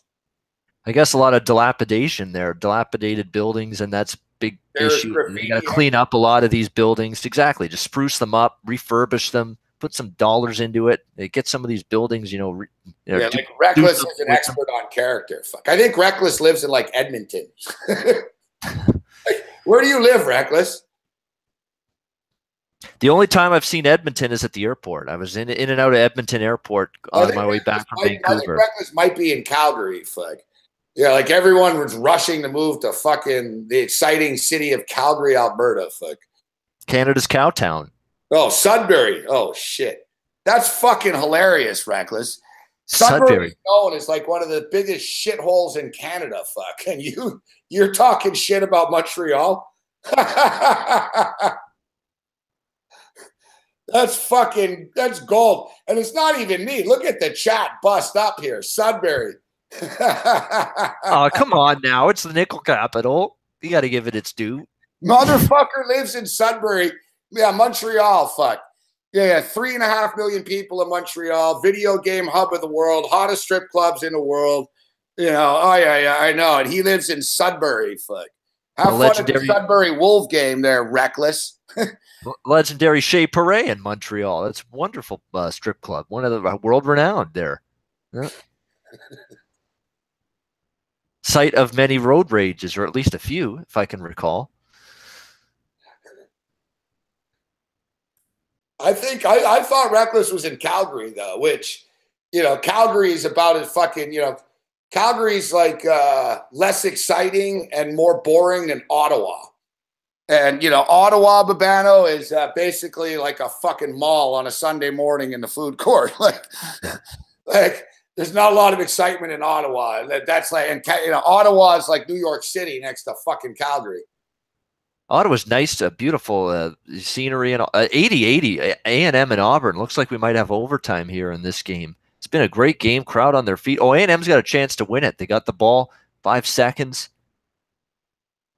Driving, in and out. What is this, a foul? I think it is. Wow, foul on Auburn. We all know Reckless is pretty much the resident troll. He's replaced Tom Marino. Oh, no, nothing could be bad as that. That's like an old fucking zip. You can't get rid of it. Yes. An old fucking wasp. You swat it away, it comes back again. I've been to Calgary. Calgary's a nice, clean city, actually. It is boring, but it is a nice, clean city. And Sudbury, proud home of the Sudbury Wolves. I do think this year they've got a decent team, but I can't be 100% sure of that. OHL is not exactly something I stay on top of day to day. Come on, Babano.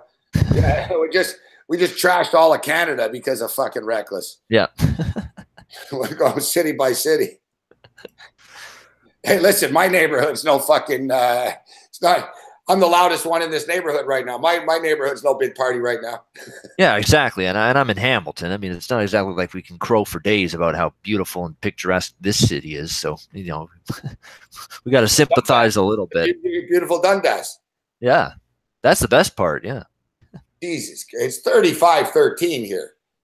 The Phoenix Suns have scored 13 points. We're into the second quarter right now. That's amazing. It's 10:20 to go in the second quarter. They're stuck on 13 points. They're averaging like 40 points for the game. I like my boy. On pace for 40 points. They're like a fucking expansion team, Babano. Well, the only thing I like about him is that he's Canadian. I think he's just not equipped for the NBA, but That's just, well, is it him or is it the players? I mean, how many coaches can they go through? They fired their coach after 3 games. Did he light the Raptors on fire when he was there? I didn't see it when he was there. Yeah. He was all right with the Raptors. The Raptors weren't. They had some issues personnel-wise at the time. I will give him a little bit of overnight, essentially. Yeah. You know what I mean? Yeah. I remember going to Raptor games, fucking being so frustrated watching them. Thinking, well, that was the transition from I can't believe I'm a fucking fan of this team. I'm like, this team's going nowhere. Like, I saw them literally like days before that Rudy Gay trade that changed everything. And I remember watching them. I'm like, fuck, man. It reminded me of living in LA and watching the Clippers. Fuck. I was like, fuck, if they're lucky, they'll make the playoffs and we'll get fucking smoked. And they were so bad, the Raptors, and average. And then suddenly, you know, they traded Rudy Gay. They sort of fell ass backwards in everything. And then suddenly they were good. They got Kyle Lowry. You know, they drafted DeRozan. Took a year or two for those two. But then suddenly everything, you know, they went on those runs. And it's been a good run for that team. Definitely has been. Stompin' Tom Connor did a song about Sudbury. Sudbury Saturday Night. That's the claim to fame for Sudbury. That's definitely the most famous thing about Sudbury right there. The Tom Connor song way back in the day. Sudbury Saturday Night. We all know Edmonton's the best fucking city in Canada. Here's Kelly McMillan. Hey, listen, any city that's good enough for Mick Aussie is, you know, we know it's a world-class city, right? Yeah, any city that can handle him, yeah. Yeah, like Mick's not living in any.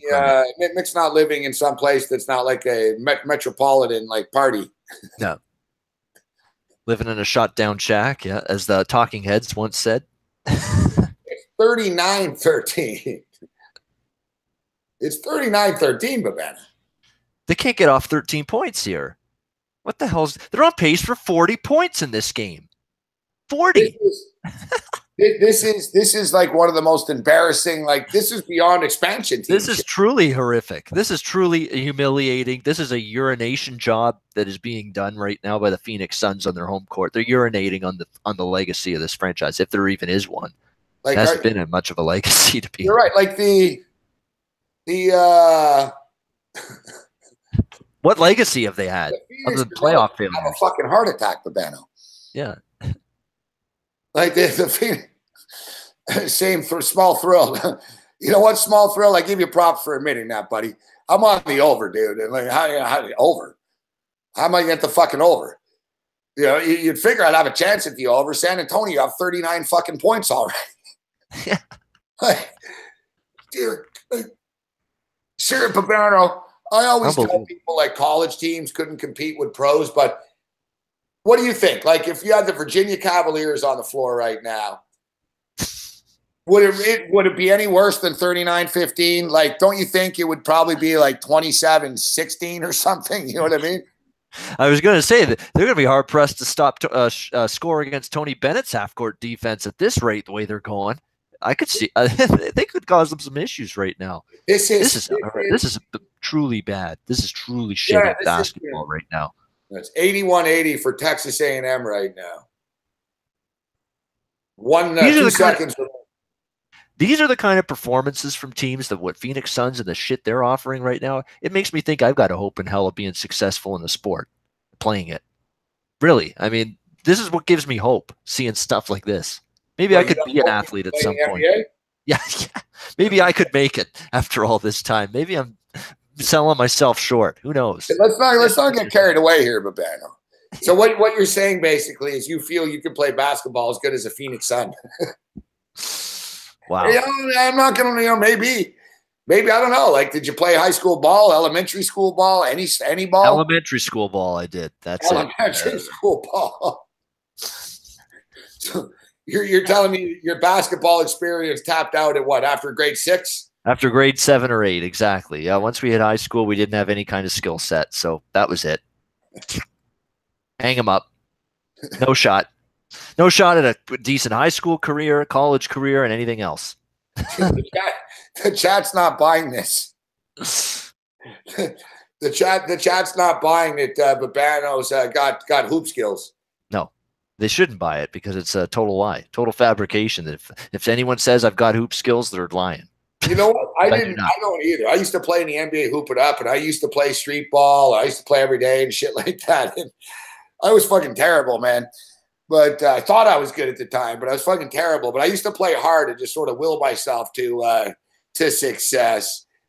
But you know, last month or 2 months ago, you know, the weather was still nice, and there's a basketball court near my place, and it's usually pretty busy. So I used to always walking past the dispensary, coming back from the dispensary. So I often, you know, I'd stop and I'd sort of watch them play for a minute. And I'd think, man, I should play with them. And then I'm realizing, man, I'm going to have a heart attack. Fuck. I'm going to pop my knee or something. I'm like, I can't do that. Or I'm going to get in a fight with somebody. So lo and behold, Babano, you know, the ball comes bouncing to me like a loose ball, sort of. You know, I'm on the side of the court. And without missing a beat, I'm walking. And the ball comes right to me. Instead of passing it back to them, I do the dick move and I stop. And I bomb a fucking 3, man. And everyone sort of, it was like nice form as it left. You can see everyone's like, whoa, hey.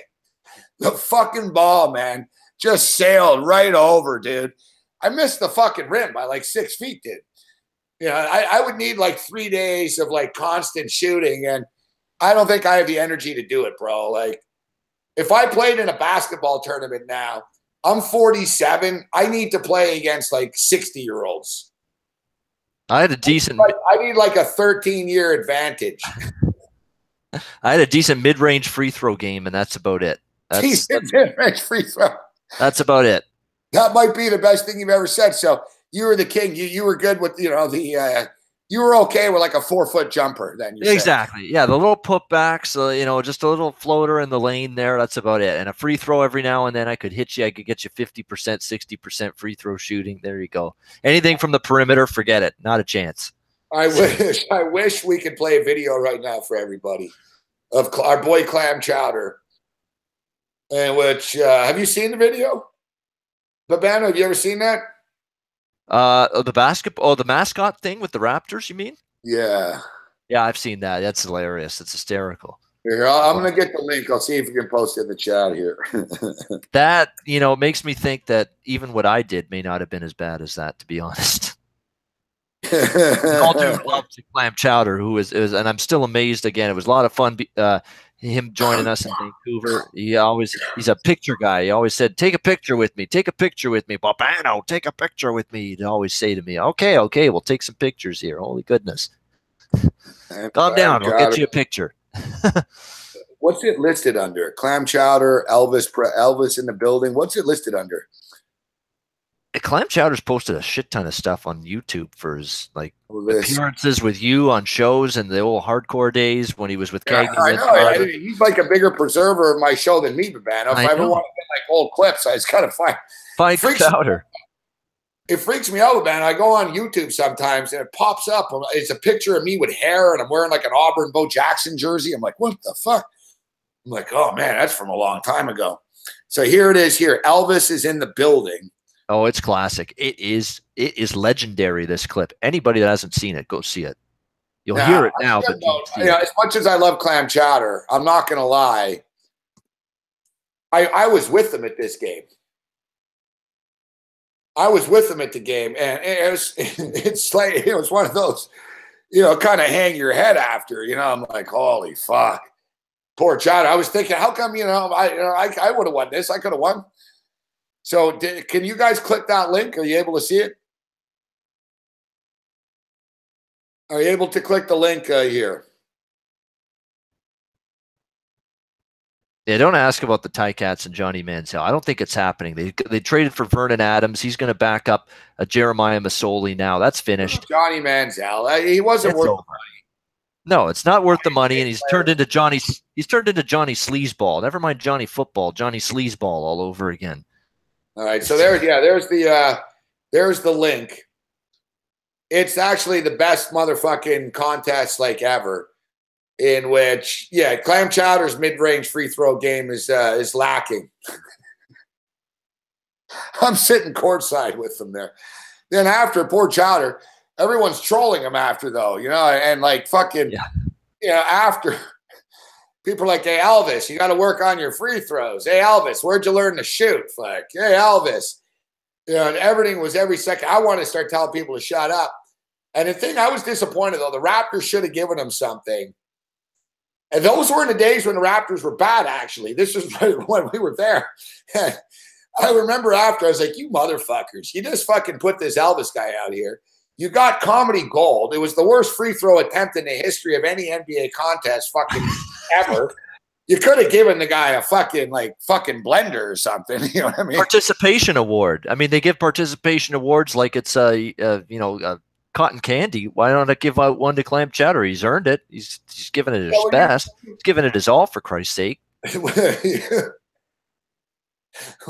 Like you have to, exactly, Aaron Bear. I love Clam Chowder too. I love Chowder. Like, God bless. He's giving you all he has to give. Come on. I could easily have choked two out there, right? I could easily have choked two out there. So I'm not saying I would have hit the 3-point shot or anything like that. But the free throw is gold, in which he just sort of, it's like Chowder, it's a free throw. He fucking just pushes the ball like a medicine ball. It's like free throw. He just,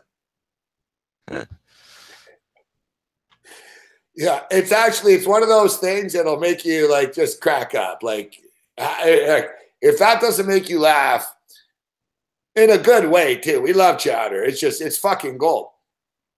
Yeah, he did a chest pass. Yeah, just like a free throw. The thing is, though, yeah, like that. It's like, instead of giving them a break, it's like, all right, listen, it's like, we're going to make an exception for, like, they should have said it on the chick's earpiece, make an exception for this guy and don't make him like try to shoot a free throw. Because he couldn't hit like the layup, the little basket from underneath, the putback. Then she's like, all right, the free throw line. All right, at that point, you're really going to try to make him hit a three? And then the best was the half court at the end of it. Fuck. Half court heave. Chowder style. A creamy half court heave. Creamy half court heave. But the thing is, Aaron says, yeah, it's because of the outfit. Yeah, but like you said, like, how can we not say that he's like a legend? Like honestly, how many of us can say he was at fucking center court in a Raptor game? Exactly. He's in the spotlight. It was his moment. He's on center court doing that. Everybody gets to see him. That's great exposure and spotlight and stardom for Chowder. Let's give him that. That's the positive he gets out of that. And the best stardom. He's a star now. He's a star for life. The best was after we're sitting there. They did give him like a couple of T-shirts and shit. They gave him some like really cheap sort of shit. And you know what they did? They gave him fucking. They gave both of us actually. They gave him like a Raptor T-shirt. And they did give us fucking food vouchers. We both got like a piece of pizza, popcorn, and a soda. Wow, pizza and popcorn. Yeah, they felt bad. Now that I remember, I was like, "Good job, Chowder," because I remember like pounding the fucking pizza pack and eating the popcorn, thinking, "Wow." I almost felt bad. I was like, "Fuck, I can't believe I got popcorn and pizza out of this guy just fucking doing this." You got a meal out of Clam Chowder's. Oh, no, so you're right. You got Bosco. You're right. The Raptor. So get this. So the Raptor, the T-Rex guy, comes up to us, and we were sitting, Babano, not courtside, but like third row. So basically, like, you know, in those days, there's more courtside seats now. There was like 2-3 rows type shit, and then the boards. You know what I mean? So we were the first seat, like at the hockey boards, and like. So we had our feet up on the hockey boards and sort of leaning on the board part. And so there was like the walkway in front of us and then courtside. So it was all like rich chicks and like hot chicks with fucking, there was a lot of hot asses in front of me and shit. I was enjoying the view of that. Good seats then. Yeah. Good seats then, like, yeah. Fucking money gets you, huh? Holy fuck. So the T-Rex comes up and fucking tries to high-five Clam Chowder. And Chowder's Elvis, fucking.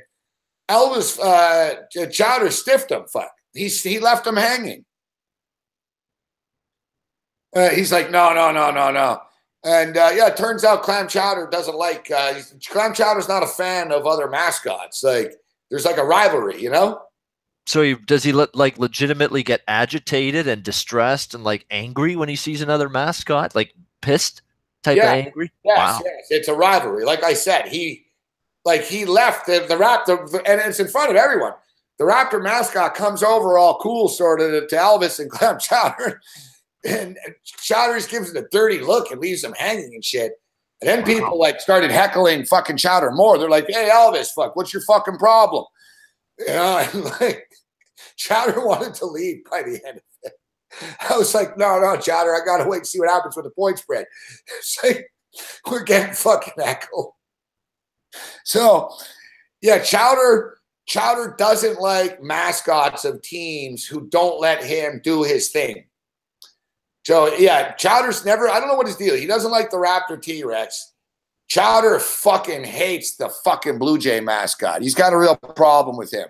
Well, it used to be BJ Birdie, that Blue Jay mascot way back in the day. He's called something else now, but it's the same kind of looking mascot. They haven't changed the look. They just changed the name. But yeah, wow, so he's bothered by it. Chowder was dressed up in full Clam Chowder gear, and they wouldn't let him into a Blue Jay game. So he's never forgiven them.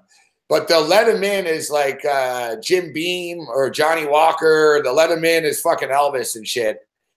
But Chowder, so I was, I explained to him, I told you.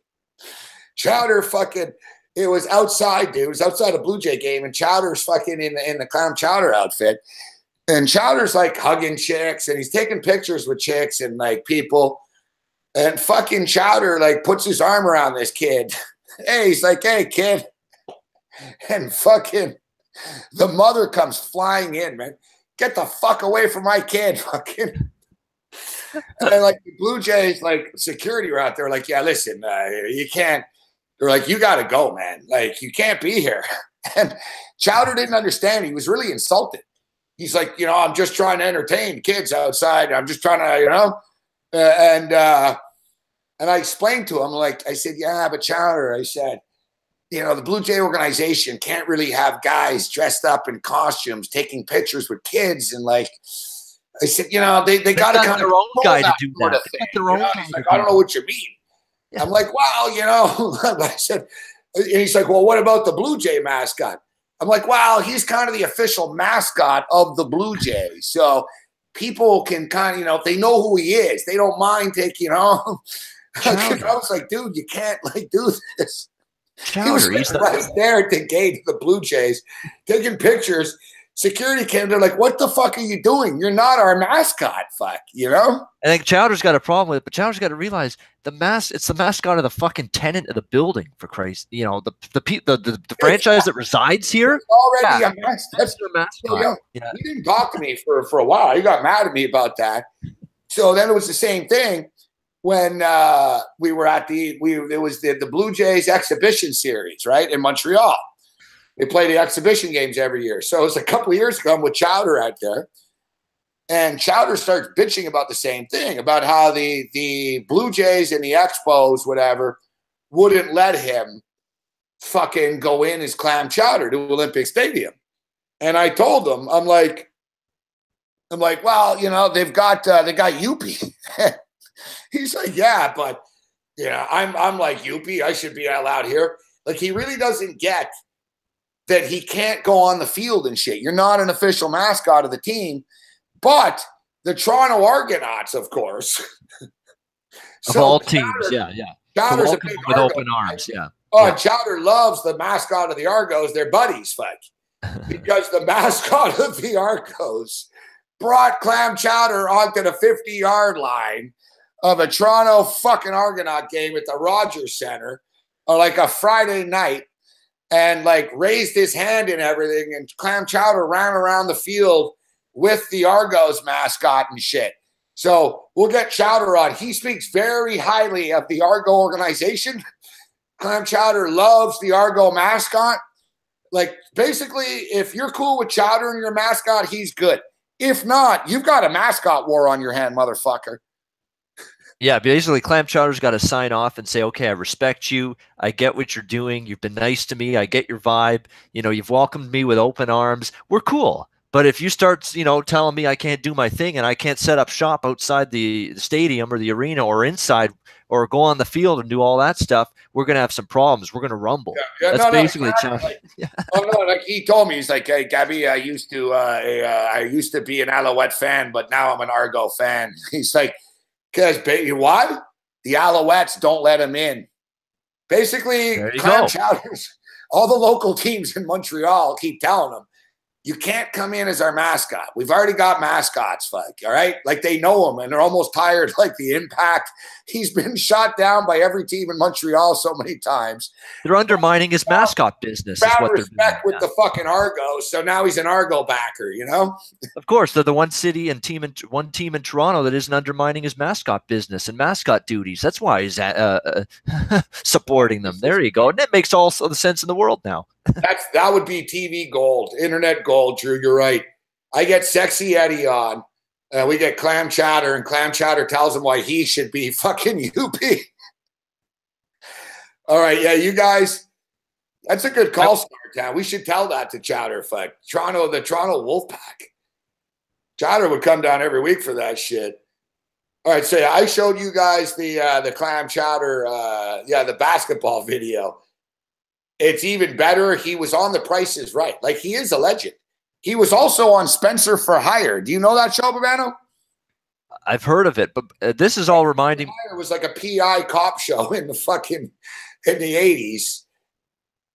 Clam Chowder used to be an actor. It's amazing what he looked like then as opposed to now. It's almost like me. Yeah. Big difference between 20 years ago and now, yes. For both. Look at this. I looked at this picture. I found this picture the other day. I was thinking about it. I should really be in like one of the before and after shots as like this is like the worst before and after picture ever. Look at this. Well, that's 80s hair metal era. That's what that is. There's nothing wrong with that. You were jiving with the times back then. I know. I was rocking. Nothing to be ashamed about with that picture. No, I'm not ashamed of Babano. What I'm saying is the before and after. The before is much better, Babano. That's what I'm getting at here. Yeah, I have no problem with this picture. I got laid a lot more with this face than I am from this face. Yeah. Exactly, Scartat. Look at how I started out. Look at me. Look at the potential in my life here. Think of the chicks I was banging. And now, look at this. Now, are you saying that's all looks? Like a beat up fucking broke version of Dana White. Yeah. Are you saying that's all looks or all age or a combo of both? No, really. Like, you could take me and like for anything. Like, I could do public service announcements for anything. I used to look like this, but I bet on the Buffalo Bills and went to strip clubs and was in a heavy metal band. Now I look like this. Don't do what I did. You can do like anything. You can say, I used to drink and drive a lot, and I used to look like this, but now look at me. I look like this. Like, it would work for like anything. Like, it's like the worst, like, before and after picture ever. Fuck. It is. You can take me in like for anything. I said, just get me like looking even more pathetic. Like, I get because the before and after, you always look stupider. Next. You have the choice to follow a different path. Don't do what I did. Yeah, learn from my mistakes. Yeah. Wow. You're too hard on yourself, Gabe. You're too rough. Yeah, if you don't choose these paths, we are not blessed with your entertainment for these last 17 years, though. Look at it that way. I did look like Bret Hitman Hart. And I told you, I fucking brought Bret the Hitman Hart sunglasses and wore them at a WWE event when I looked like this. People thought I was Bret Hart. People were like, are you part of the Hart family? I was like, yeah. Looking Morency Hart. You know what? The music that Bret Hart used would go well with your band too. It's got that old little rock sound to it.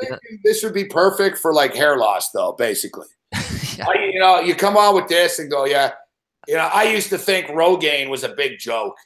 My ex-girlfriend told me, or my ex-wife told me, and I stress ex. My ex-wife told me, Gabriel, you should use this Rogaine. I told her Rogaine doesn't work. I wish I would have listened. I used to look like this. Now I look like this. You better use Rogaine or you're going to look like this. I got to get an agent and pitch this. Fuck. I even have my own before and after shots. Like, exactly. Like whatever it is. Fuck. Yeah, you know what? I used to pop a lot of pills and I look like this, but now I took too many pills and I look like that. Just for men's going to be calling your phone next few days. Like, bro, I'm the perfect, because, think about it with hair people. They always have, like, you ever seen that ad for Bosley? It's so annoying. I can wash my hair. I can mess this hair up if I want to mess this hair up. I got my own hair. I'm Bosley. It's like, yeah, buddy, mess your own hair up. Fuck, whatever, bro. So I'm thinking, like, basically the opposite. They need a bald dude that says it's too late. Look, I used to get laid. I used to live in Hollywood and bang a lot of hot chicks. Now I don't live in Hollywood. I don't bang hot chicks, and I look like this. I could have all been avoided if I would have used Rogaine. Fuck. It sells itself, man.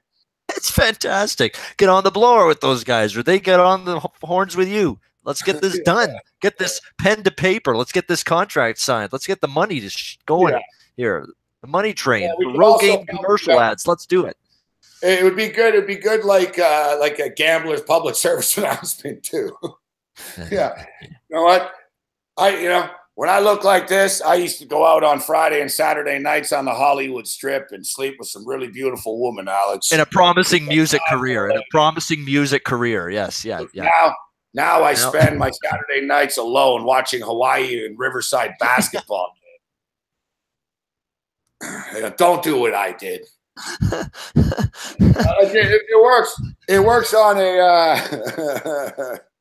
The fact you brought up Hawaii Riverside specifically is killing me, because that was our degenerate game of the week on this SBR Roundtable show earlier today. That was our degenerate special game we talked about, Riverside and Hawaii.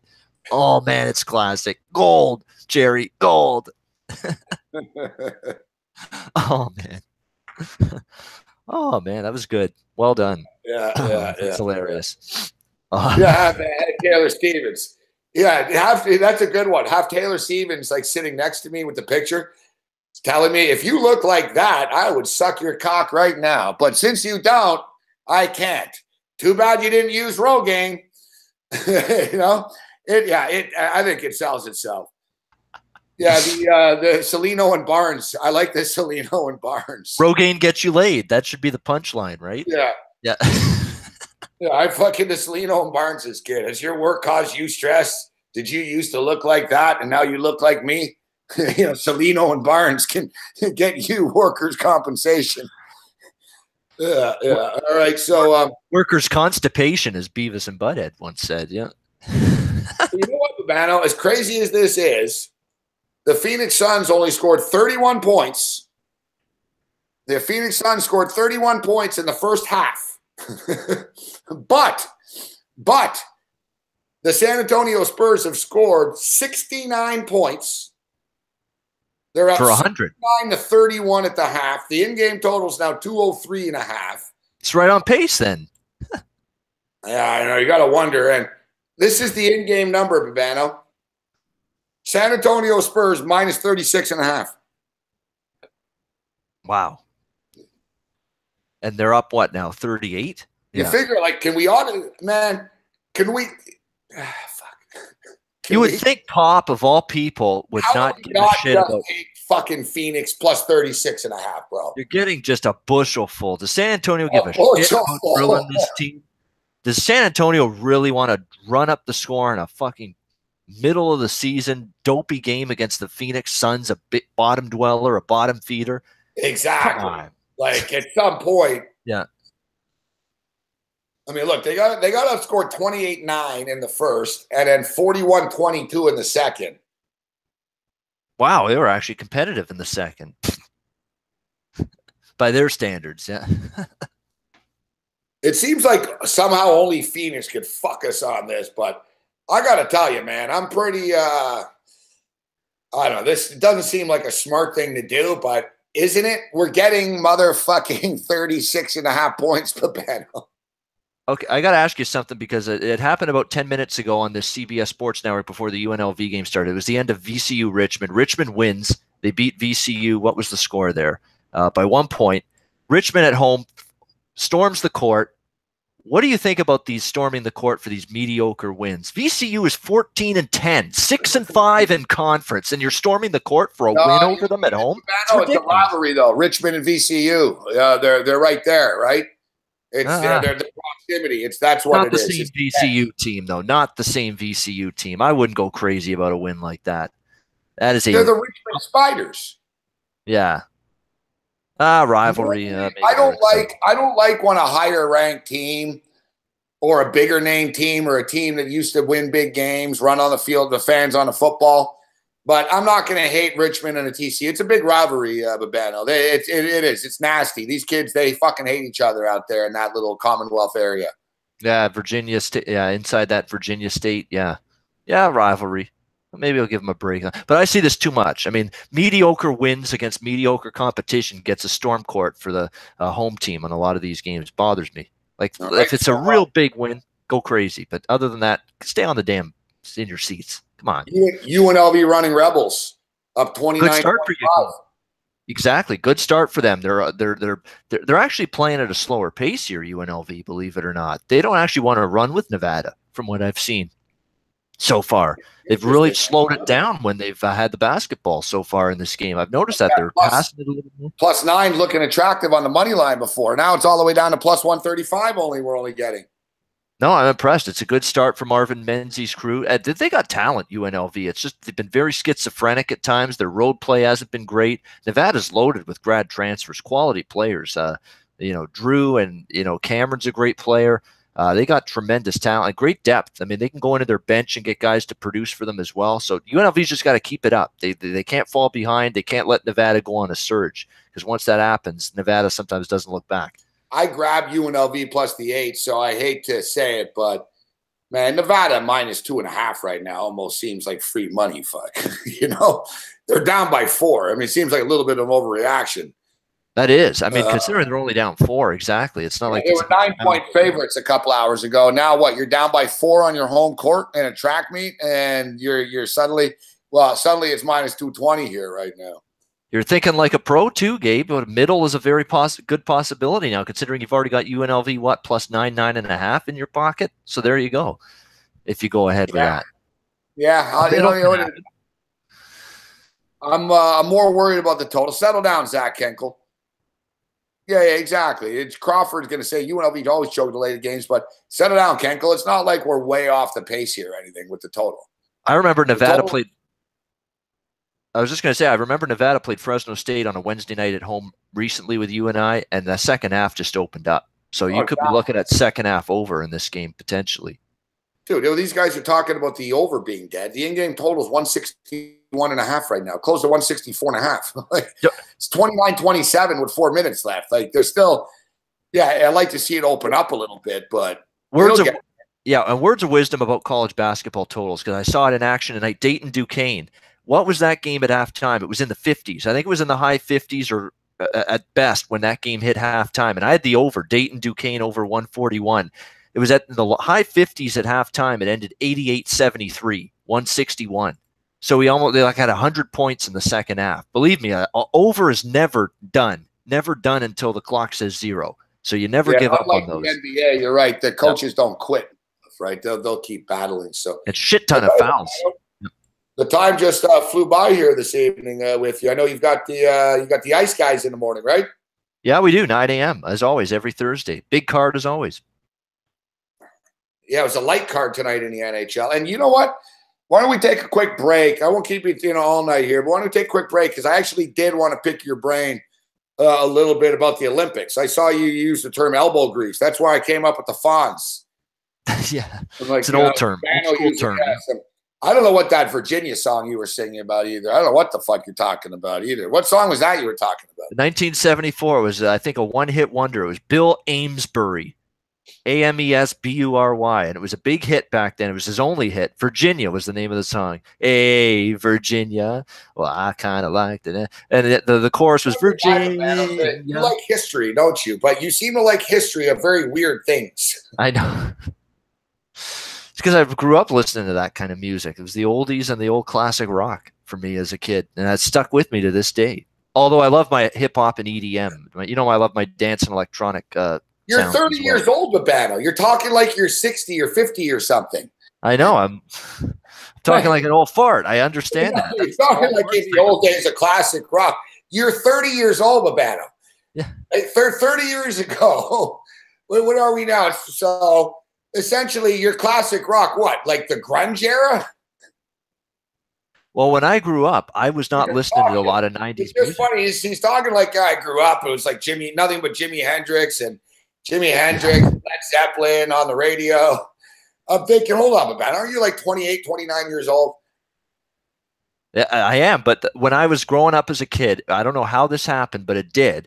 I would not listen to a lot of new music on the radio, like 90s stuff that was just getting released. I was on the oldies channels and rock music and classic rock. And that back in the day, in the early 90s, I'd be listening to classic rock and oldies 1150 CKOC in Hamilton, which was around forever and ever.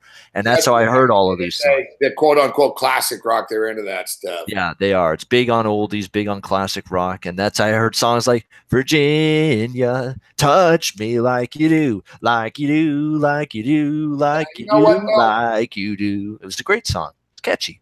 I still don't know the song. You're probably just singing it so horribly that it's probably I can't recognize it. You'll have to search it on YouTube. Bill Amesbury, Virginia. You'll hear it. It's not a bad song. The 90s, rock old's gonna beat him. The 90s, the 90s can't be considered classic. The classic rock is the 70s. Yeah, I heard a lot of that. Late 60s, 70s. You know what I mean? Jimi Hendrix, classic rock. Led Zeppelin, Cream. Rock. Yeah, Cream was a great band back then. Yeah. Cream. Yeah, good call. Good call. Okay, Babano, so let's take a quick break. And do you have some Olympic stuff for us? So you were doing some elbow grease. You got some Olympic stuff for us? Yeah, I mean, there's a couple things before we call it a night here.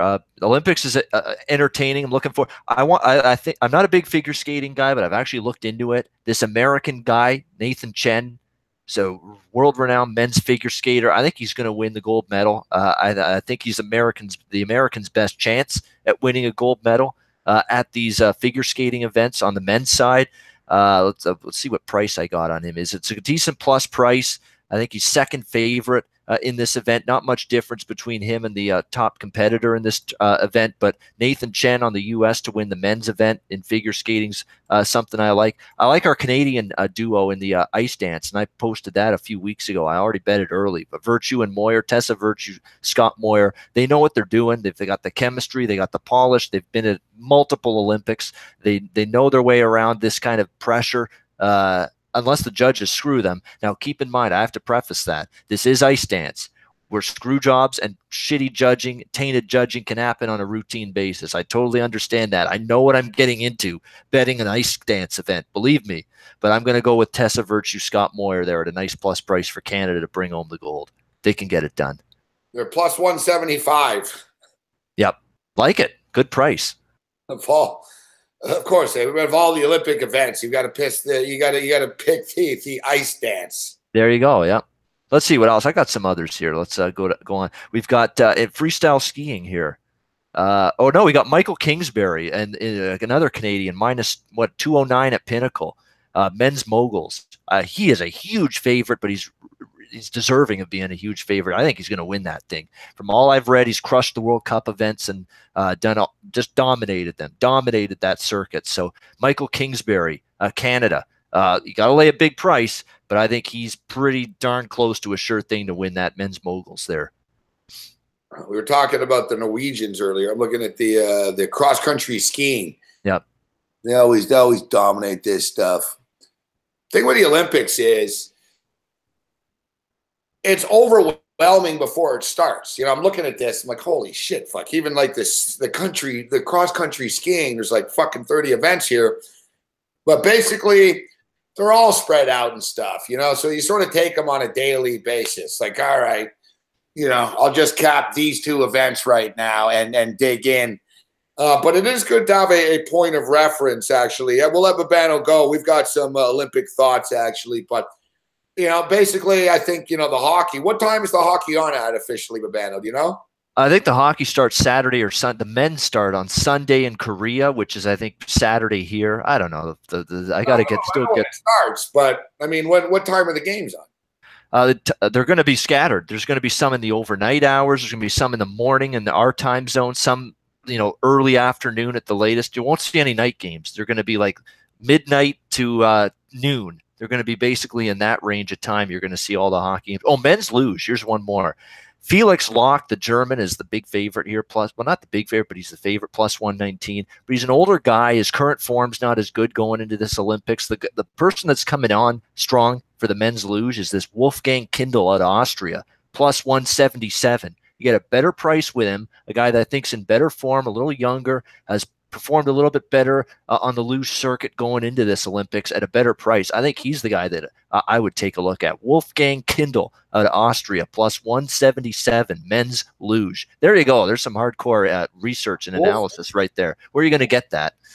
Wolfman Kindl. All right, good stuff. Wolfman Jack says, Bob Banno. All right, Babano, say hello to your colleagues. And Dana Lane and McInnes and Alex Smith. The good of Alex to still be on the show, despite the fact he got traded recently. Yeah. Speaking of which, Russell Wilson got traded earlier in the day. We didn't even get to that news, but we'll hit that on the other side. But I was going to say I got to congratulate him, Alex Smith. You're right, Washington Redskin. I should have. I said, "Say, Alex, way to go."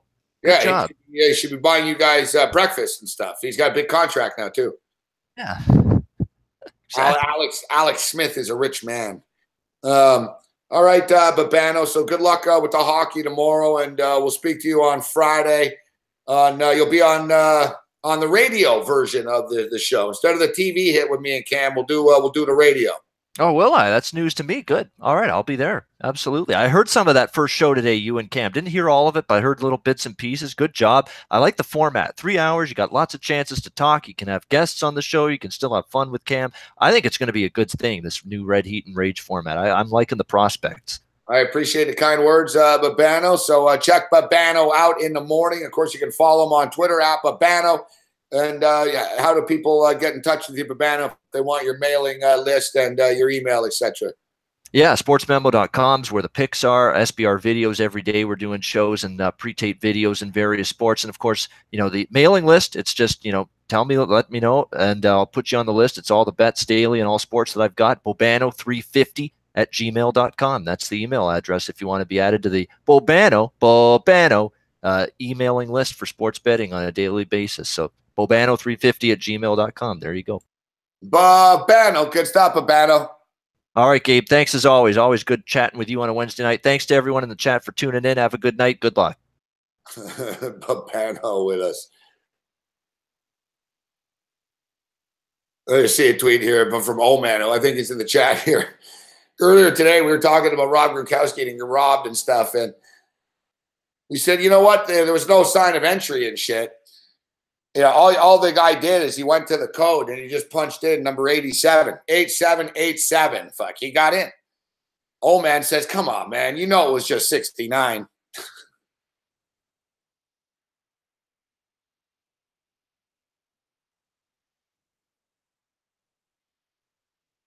What up, Brooks? Good to see you, buddy.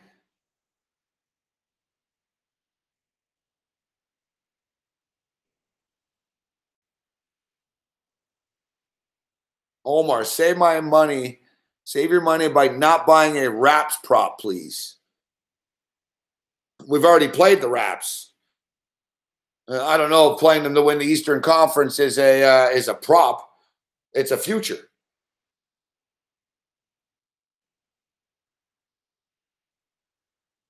All right, so we showed you the Clam Chowder stuff earlier.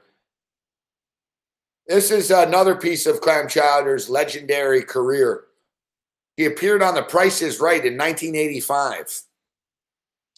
He was in the crowd. He wasn't a contestant, but he made himself, he made his presence felt. 1985. take a good look at the sky. Blue here. It's blue. Lilac. It's not lilac. Beautiful, but It's blue. Yes, it's blue. I've been getting one letter after another saying, when will we get a report from Barker's Beauties? So here's a Barker Beauty report. Let's see. What can I tell you that's new? I was in Canada, and I want to say hello to You know, no matter what you say, they go crazy up in that corner up there. That's the corner. I want to say hello to all of the wonderful people in Montreal. They're fantastic, and they love The Price is Right. They're awfully quiet and introverted in Montreal. And Well, I'm sure that what we did has already aired, hasn't it? no, it's Clam Chowder. See, Reckless talking shit about Montreal. Reckless never been on the set of The Price is Right, talking to Barker's Beauties.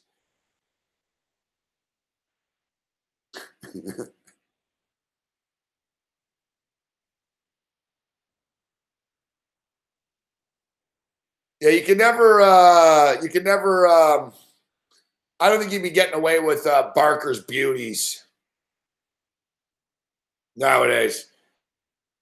What's crazy is how Chowder looked here. Strapping young lad.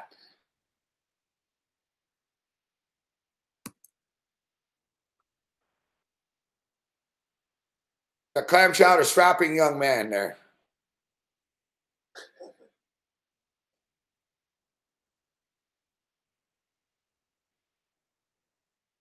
All right, so yeah, we'll take our first break of the evening. We didn't get a chance to click it because I don't know, we started cracking up about something here.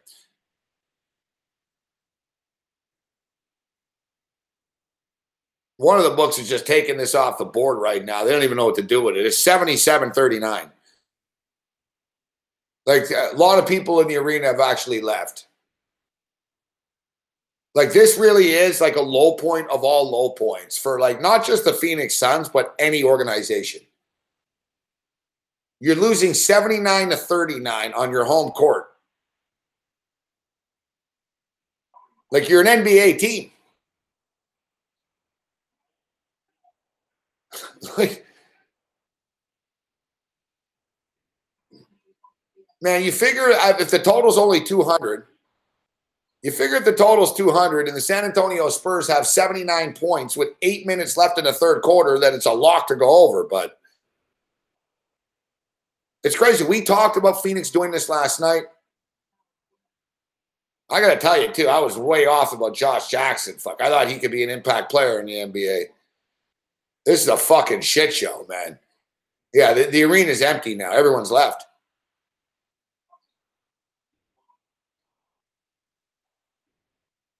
Like, this is beyond pathetic. Like 39 fucking points, guys.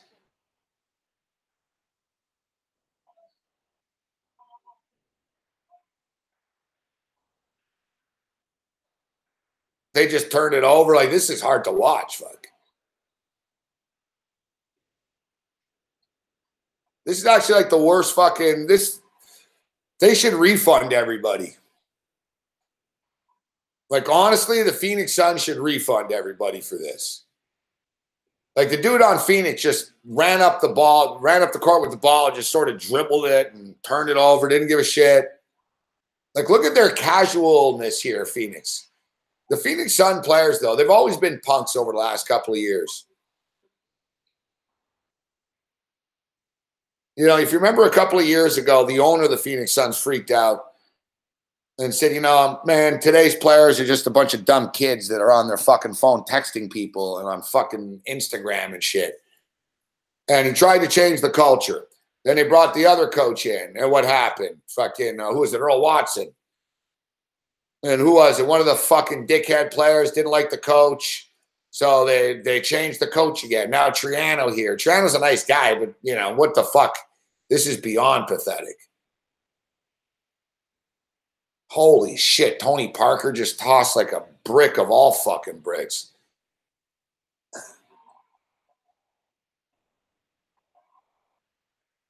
This is like some of the worst basketball that I've ever seen in my life.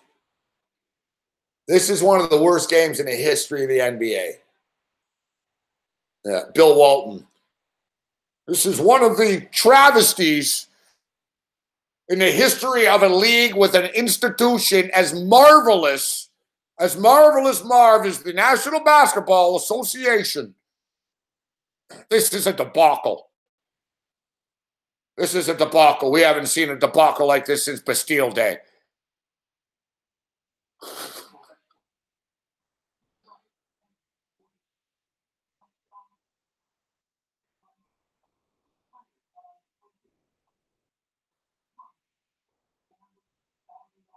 Holy motherfuck. They're like,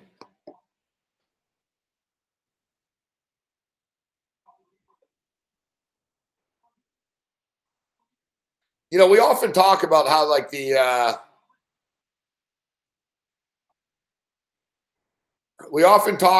Sacramento Kings being really useless, but Phoenix, you guys are really hitting new lows here. What's the end game now?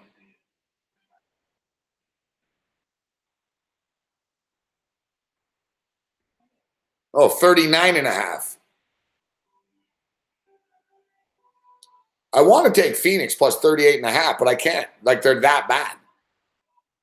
Maybe we can hold off a little bit. You know that Pop is going to call the dogs off soon.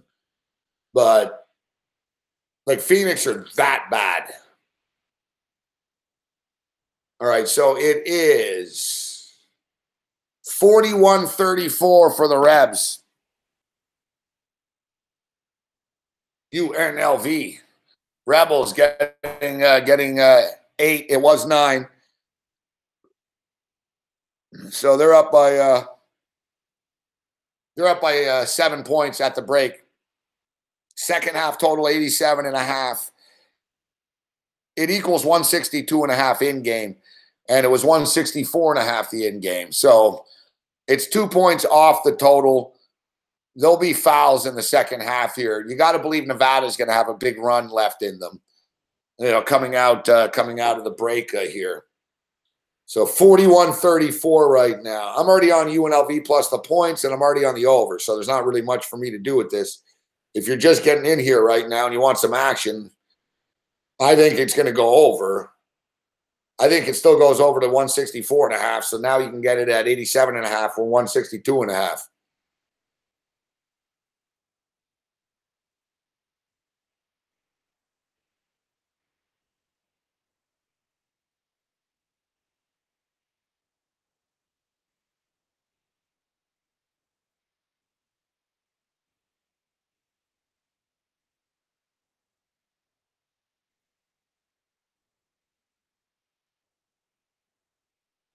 All right, so we've got Hawaii and Riverside.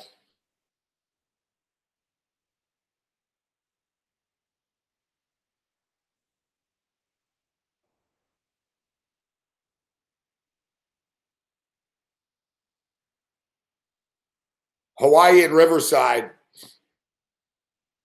Nevada parlayed with the Suns at plus 40.5. You know what, Brooks?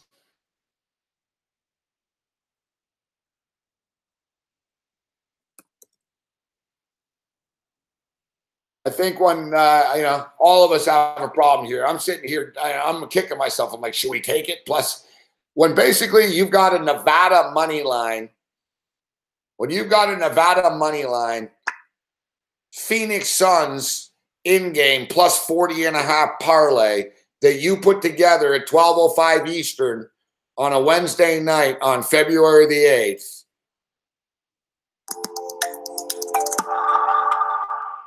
Anyone else like to share? How about you in the back with the glasses, sir? My name's Bobby, and I am an addict. Hey, Bobby. Hi, Bobby. You know, you folks aren't here because you're gamblers.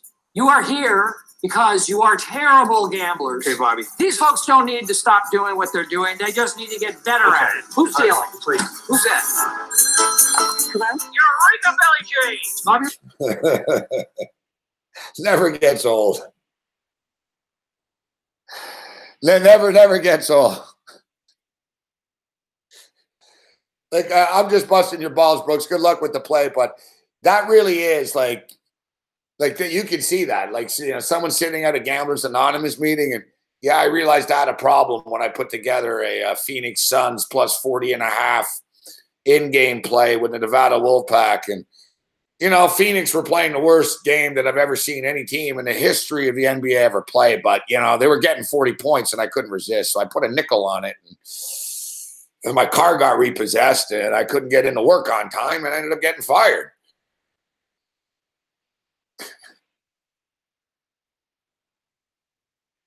like Bobby, that's enough. Hello, my name's Bobby, and I'm an addict. It's like,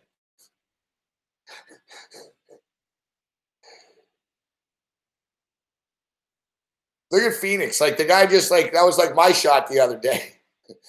But I tried to calmly and cool walk through the park and respond with a 3. The guy in Phoenix just missed the rim entirely.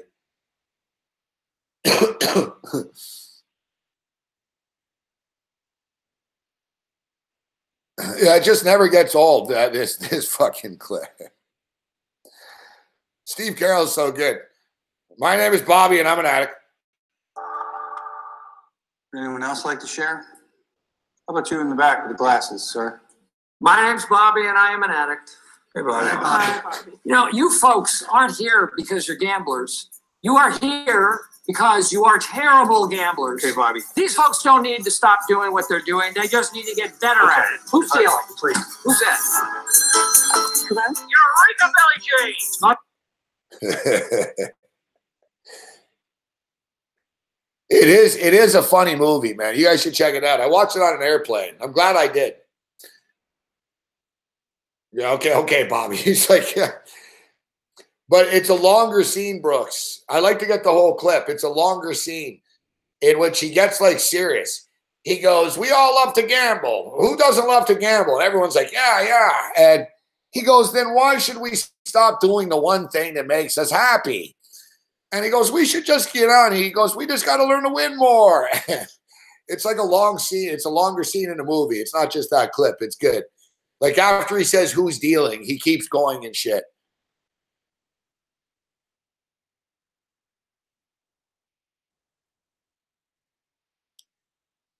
It's called Battle of the Sexes. I lost my bank card because I'm a stupid person. I don't know. It was hot. I was distracted. I got distracted by the money exchange, to be honest with you. I think that's why I lost my card.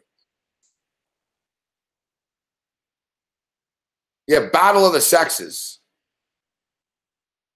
It's not a gambling movie, but there is gambling talk in it. Actually, there's a lot of gambling in it. Bobby Riggs is a degenerate gambler. He's a tennis player.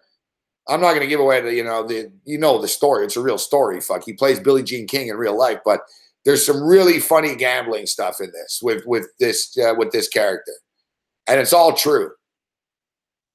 It caught me off guard. Like I said, I just thought, Billie Jean King, are going to push, I didn't realize how funny it would be.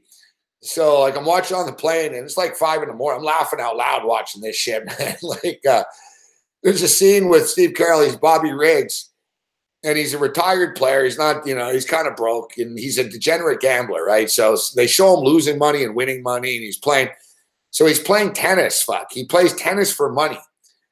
Except since he's a pro, he won Wimbledon and shit before, right? So, but in the 60s. So now it's in the 70s. So he's hustling. So he's like a pro hustler. So he plays tennis against rich guys for money. Except there's got to be a handicap and shit. So there's a fucking hilarious scene, man. He's playing with 2 dogs on a leash. So the ball's going with the dogs. That's part of the deal. He's got to play because he goes, I could beat you with 1 arm and fucking 2 dogs on a leash. And they're like, all right, you're in. Fuck, $5,000. So Bobby Riggs is playing tennis. He's got the 2 dogs. And he's like, this is too easy. This is too easy. And they're like, all right, we'll add another 10,000 for you if you can beat us with chairs. So then they put chairs on the court, and he's trying to dodge the chairs, and he's got the dogs. Yeah, it's a fucking funny movie. Fuck, he wins a fucking Bentley and shit in a bet. And he tells the guy, listen, fuck, my wife can't know I want a Bentley. She's, you know, she doesn't like that I gamble. So he goes, just keep the Bentley, fuck. And the wife finds out about the Bentley, and Bobby Riggs gets kicked out of the house. And that's when he gets the idea. He's like fucking kicking it in like a dumpy hotel room and shit. And basically, he's like, you know what? And he wants to fucking play Billie Jean King because he knows it's going to be money.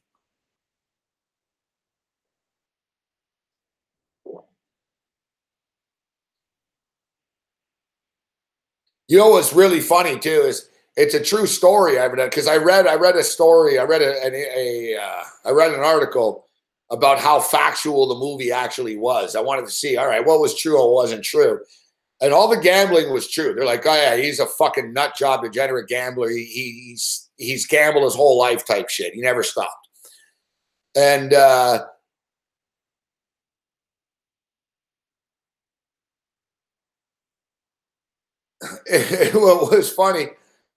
what was really funny is in the movie, so he plays Billie Jean King. It's a real thing in real life. It was a big deal. I remember when I was a kid, fuck. It's still the largest tennis event in the history of tennis.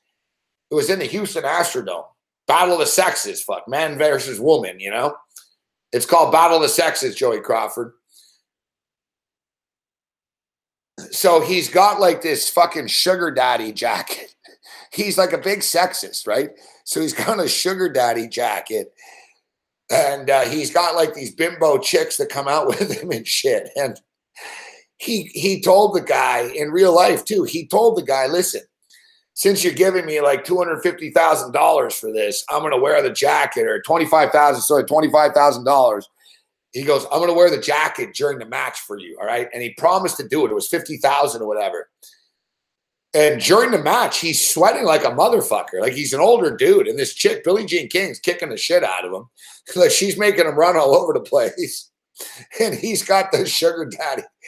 And there's a scene that's funny. Like the coach says to Bobby Riggs, he's like, Bobby, Steve Carroll's like sweating like a motherfucker. He's like, Bobby, you got to take the jacket off.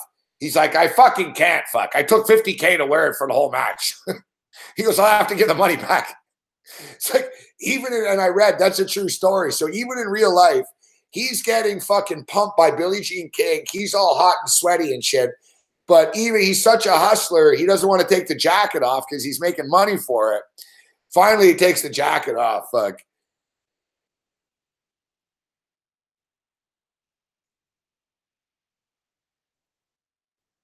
Yeah, it's a funny movie. The only little thing that I'll say about it that there's a little bit too much of the relationship shit going on with Billie Jean King and this other chick. But if you're into, you know, if you're into soft fucking core lesbian makeout scenes with Emma Watson and fuck or Emma Stone, whatever her name is, then it's not bad. Like I will admit, like they made the like the girl in the movie is like much cuter than Billie Jean King. Billie Jean King, it wasn't like the, you know, she was a great tennis player and she revolutionized the women's movement and sport and everything. But I don't want to be a dick here, but like I said, yeah, Emma Stone, the actress, is a lot hotter than Billie Jean King. So yeah, it kind of yeah, there is muff diving. Yes, Russell, there is. Like, put it this way, like, I was getting a little uncomfortable watching it on a plane. I was surprised. I'm like, all right, I get it. They're going to push that she's a lesbian and, you know, because she has a husband and shit. And in real life, she leaves for this chick. And it's in the movie and shit. And I'm like, all right, I get it. They're going to, you know, we get it. She's a lesbian. But no. Then they went right into the bedroom and shit. And I was thinking, dude, this is a pretty big actress. I'm surprised you're doing this. Fuck.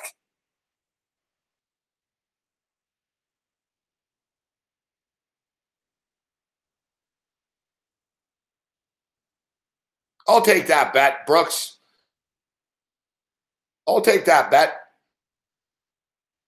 I'll lay -800 that the sun rises tomorrow. Is she really? I don't even know who she is. I've heard of her.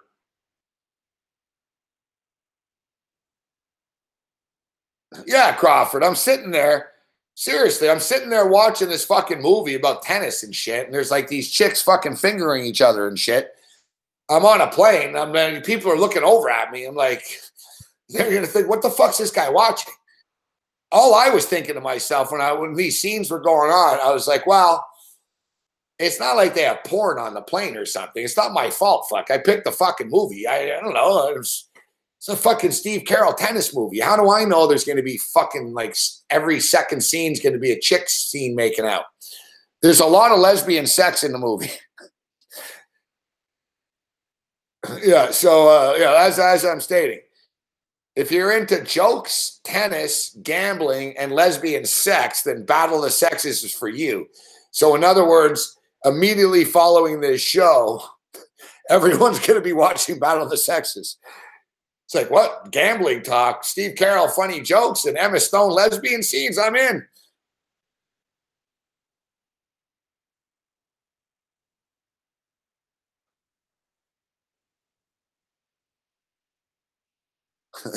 Joey Crawford wants in now. See, Russell, I told you, you guys sounds like a great movie. I know, check. Yeah, we got some gambling stuff, great gambling anecdotes and funny stuff. Got good tennis, Howard Cosell, like nice sports retrospective at Astrodome. And Emma Stone getting fingered. 94-50 in this basketball game. We get it, Teamer. I know. You're a Suns fan. Eureka, Billie Jean. Anyone else like to share? How about you in the back with the glasses? My name is Bobby. My name's Bobby, and I am an addict. Hey, Bobby. Hi, Bobby. You know, you folks aren't here because you're gamblers. You are here because you are terrible gamblers. Hey, Bobby. These folks don't need to stop doing what they're doing. They just need to get better at it. Who's stealing? Please. Who's that? Hello? Eureka, Billie Jean! Bobby Riggs. I had a great idea. Male chauvinist pig versus hairy-leg feminist. You're still a feminist, right? I'm a tennis player who happens to be a woman. Go hang up. By the way, I shave my legs. Billie Jean King, already a champion of women's rights, is now the most successful female player of all time. I am not saying that women don't belong on the court. Who would pick up the balls otherwise? Oh my God. There isn't a single thing I don't hate about Bobby Riggs. You know what I'm doing? I'm cooking. I'm cooking. I won the triple in Wimbledon. I could beat Billie Jean King. Yeah, He's got like these chicks with him in tank tops. He's playing tennis with a frying pan. I'm cooking. I'm cooking. Like you heard him. Like he's like, women tennis on a tennis court. Who's gonna pick up the balls? Like he was a raging sexist, chauvinist in real life, but he did it sort of for entertainment factor, you know?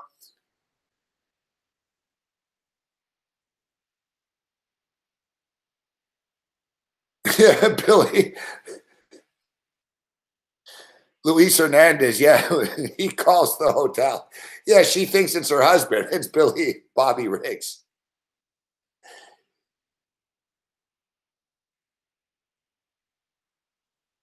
Yeah, good movie. There's not a lot of good sports movies, but I'll call this a good sports movie. Yeah, it reminds me of Andy Kaufman. Very similar. Very, very similar to Andy Kaufman. It was that shtick to the time. you have the nerve. Call Bobby. Tell him it's on. So, Billie Jean, what do you want? Don't get me wrong. I love women in the bedroom and in the kitchen. What are you talking, Bobby? What nonsense you spell. The worst is going to be when you lose. I'm going to do the best. That way I can really change things. Ladies and gentlemen, I'm going to put the show back in show business. Bobby's a clown. This whole thing's an act for him. This fitness, sports, you name it. At the very top, it's the man's world. That's when we want a little bit of what you got. That's what you can't stand. 40 million people are watching. The battle you've all been waiting to see. I'm done talking. Let's go. The battle of perfection. Yeah, still the most watched tennis event ever in person.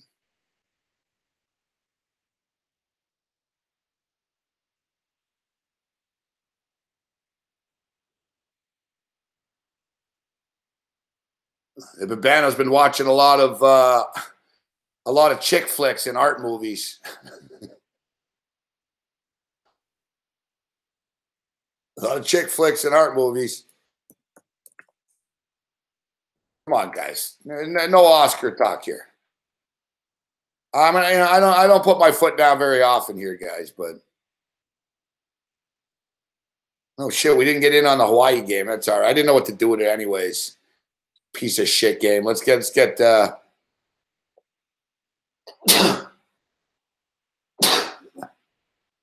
let's get UNLV home here and let's get this over going.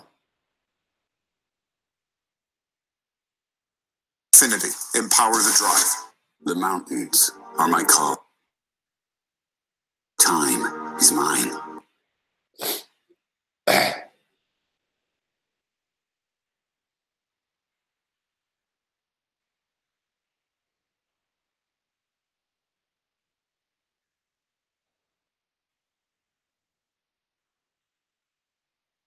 Timor says it's been 8 years of pain and embarrassment. What, for Phoenix? I think you meant to say it's been like 38 years of pain and embarrassment. The Phoenix Suns have been around a while. It's not like when were they ever good? Yeah, Kevin Johnson and that Barkley team.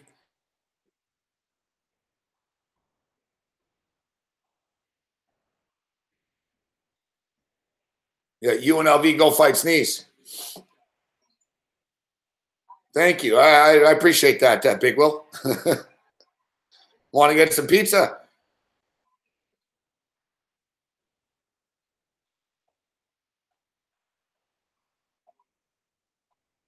Well, Nevada going on a little bit of a run right now. We got a basketball game. Dickie V. We got a great one in the Mountain West, baby. UNLV up 48-47. It's a diaper daddy. Here come the Wolfpack. He's a PPP. He's a prime time performer.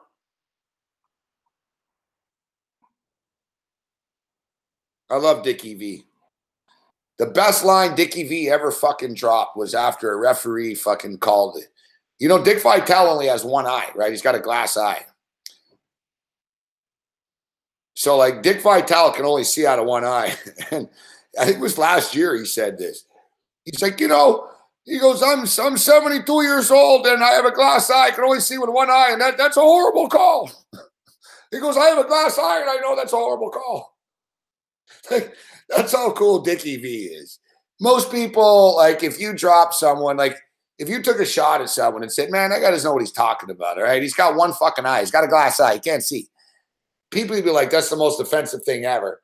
And you got to love Dickie V. He's like, I got a glass eye. I can only see out of one eye. I can tell it's a bad call. I was saying, you're the best, Dick. Who would do that? Make a joke about themselves and their fucking glass eye. I tell you, Dad, I got a glass eye. I can only see out of one eye, and I can tell you that's a horrible call. You can't do that. It's a horrible call. I got one glass eye. I know that.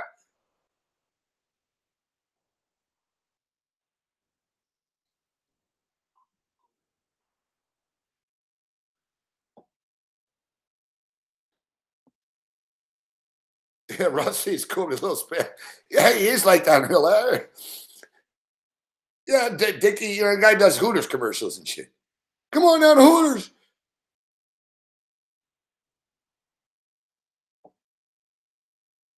Yeah, Jake Matthews. Jake Matthews is going to get it done in that fight. Upset. Jake Matthews. I like Jake Matthews in that fight. To give you, man, we haven't taken a break. You got 2 hours, 25 minutes of entertainment. Not quality. Martin wants to go. Wheels in the lane and gets blocked by Houston. Intensity levels through the roof. Fatigue is starting to set in right now.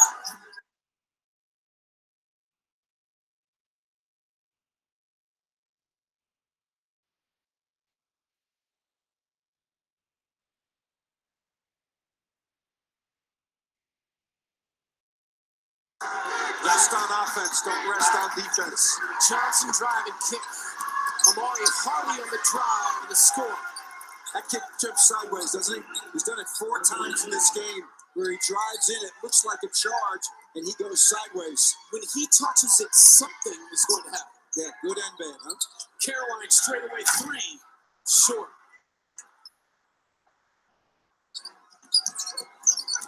Johnson in the lane, drops it off. Houston scores. Does he ever miss when he's in close? No, he doesn't. Man, oh man. 65% from the field is 10th in the country for him.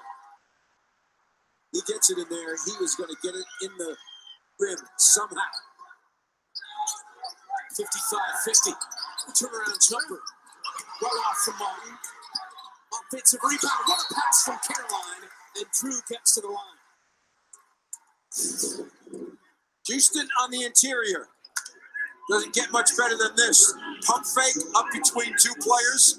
It was a good pass by Johnson as well. See the pump fake? The blue shirts get off the ground. If you're a shot blocker, you jump after the offensive player goes up, not before.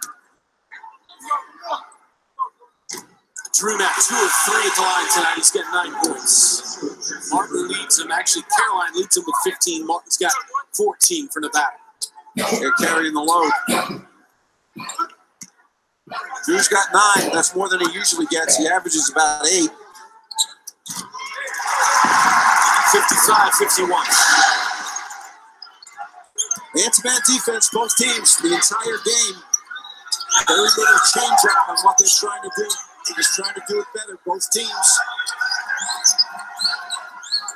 Notice the hand up. UNLV tries to get their hand in your face. Shot clock at 10 for Johnson. Notice the hand by Martin here. Hardy in the lane. Hardy lost it. Here comes Hall. 3-on-1. Hall to the ring.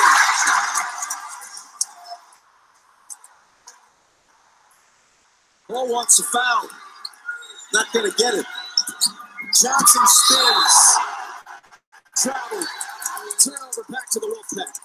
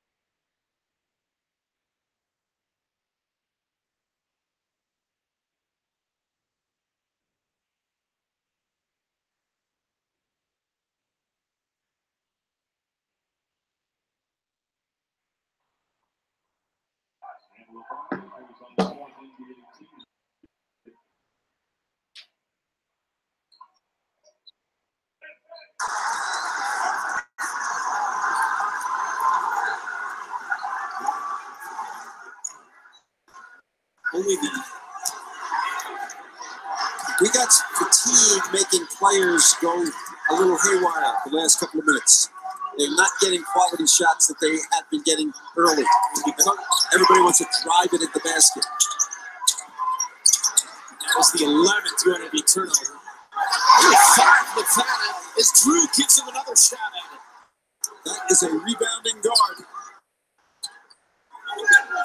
6'4", he rebounds like he's 6'8". Paul. Martin back up there. Speaking of rebounding, at the half, they had done a bad job on the offensive glass. That has changed dramatically. 11,536 on their feet. glass matters.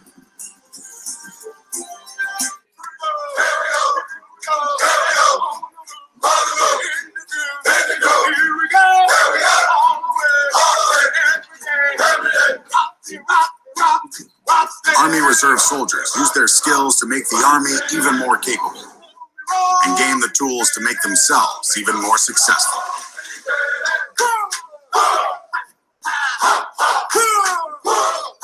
Learn how at GoArmyReserve.com.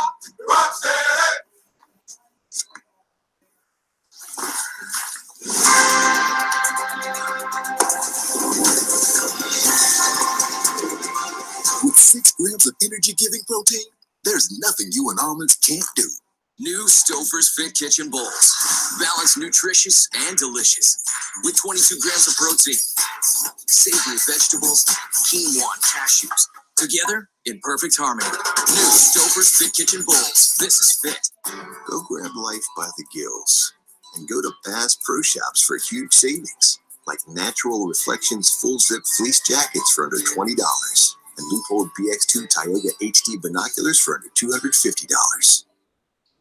I'm like a wild tiger, trapped in the man's body, trapped in sheep's clothing.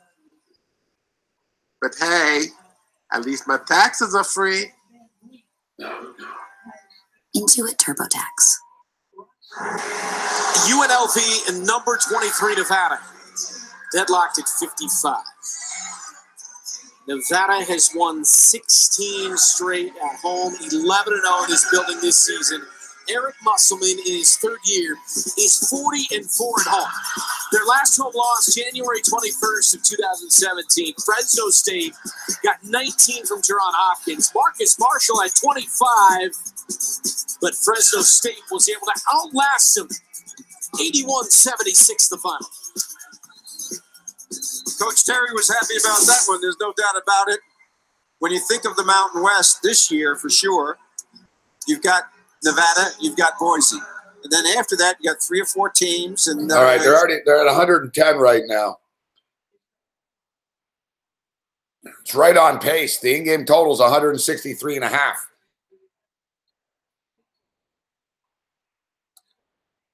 So you just heard them. If you did, Eric Musselman is 40-4 at home as head coach. And you can still get them right now, -2.5 Nevada. I don't have a problem with that. I imagine UNLV will find a way to screw this up. I'm more concerned with the over. Full disclosure, I've got $300 on the over of this game, and I've got $100 on UNLV. So that's a $200 difference. I'm happy that I have UNLV plus the points, but I'm a little concerned about the total here. Not really, though.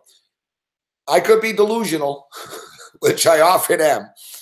I could be delusional here, but I'm pretty comfortable. 57-55. I don't have a problem with where we're at. There's 11 minutes left, man. What's the bonus situation? That's the ticket, as they said on the Flintstones. Ooh, Rosa pulling the trigger on, wow, calling the upset Riverside tonight, huh?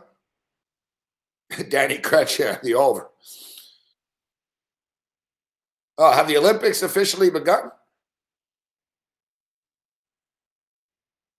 The mixed curling doubles, huh? That's what they started with this shit, huh?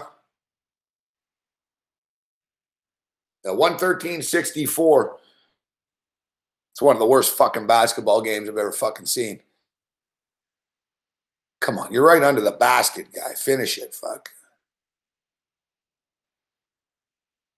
I only need over 197 here.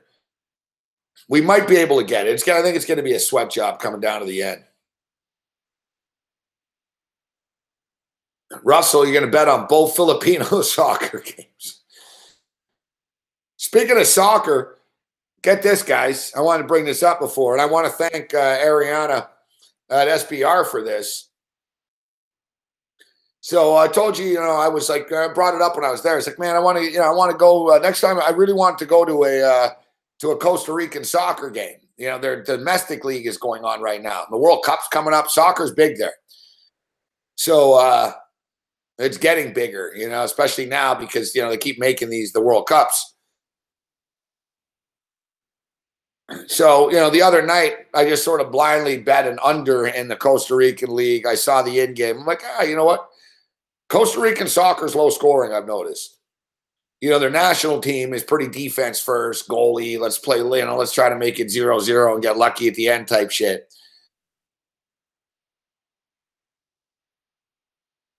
Fuck Phoenix, you're bad. Fuck.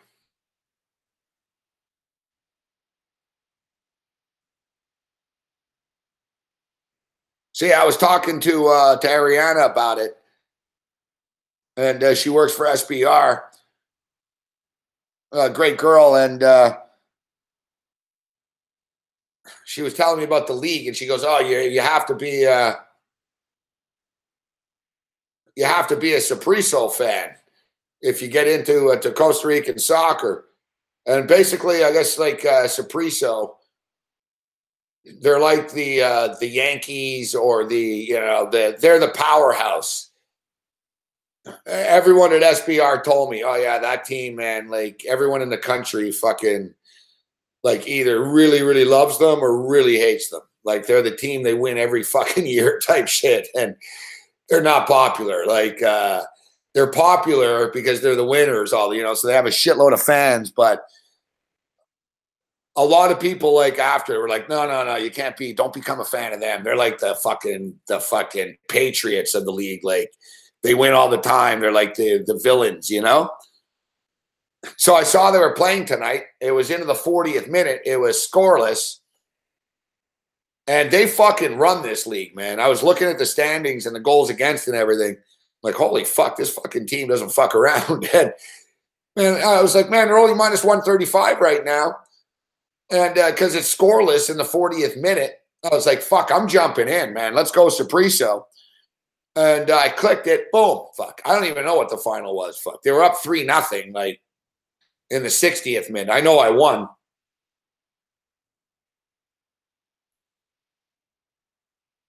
So now I think I really am a Saprissa fan. And I'm also now 2-0 with my Costa Rican soccer picks. Let's keep track. They play Wednesdays and Sundays for the most part. So yeah, our Costa Rican soccer can't wait for the start of the World Cup.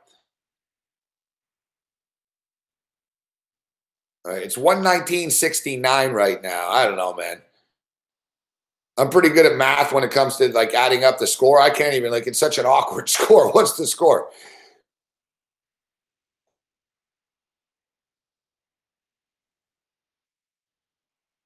And we're actually getting there. Fuck, we should be able to get there. This total, except we thought that last night in the Golden State game too. I mean, they're at 190 points right now. 189 points. 189 points. We got over 197. Because, we took it in game when they didn't score for the first 2 minutes or whatever it was.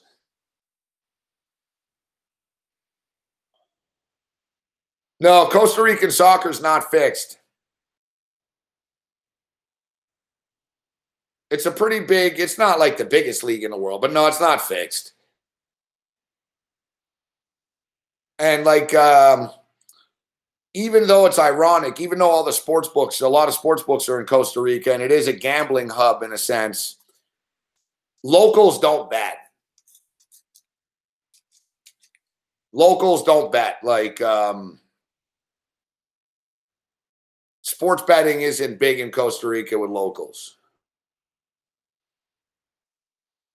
So it's not like everyone's running around betting on the games or anything like that.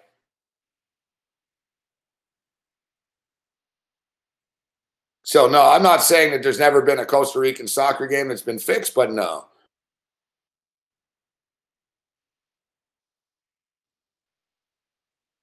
Although, to be honest, Pick Machine, I think I'd be pretty naive to say no. To be like, I'm sure, soccer fixing isn't what people think it is, though. There are so many props that you could bet. there's so many props you can bet in a soccer game that they could fix without affecting the game. Specifically the cards and the fouls and stuff like that. Like for any major soccer game, you can bet on how many yellow cards there's going to be, how many fouls there's going to be, right? So you can bet on that. And they could easily, you know, a ref could call a couple of yellow cards early and people just think he's a jerk ref and just even it up. You know, call a fucking couple of yellow cards on one team, be a dick, call a couple of yellow cards on another team. And then boom, the fucking over on the card prop hits. How many yellow cards in the game? 4.5 or whatever hits.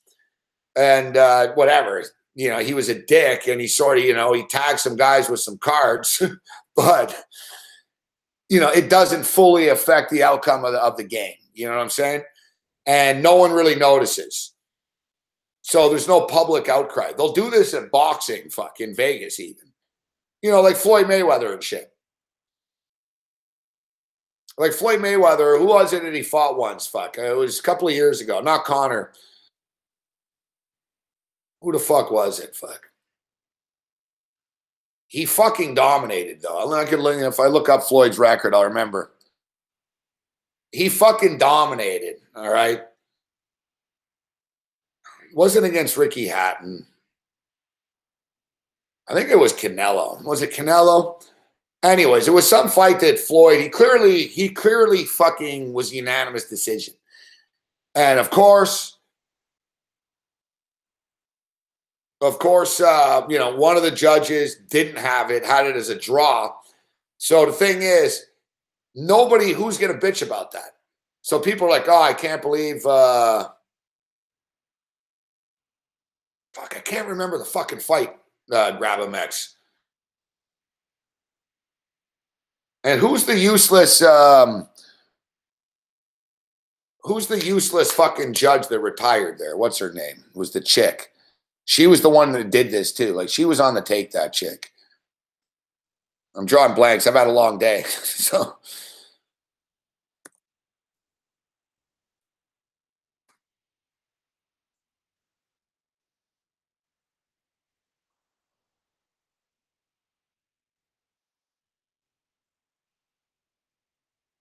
yeah, CJ Ross.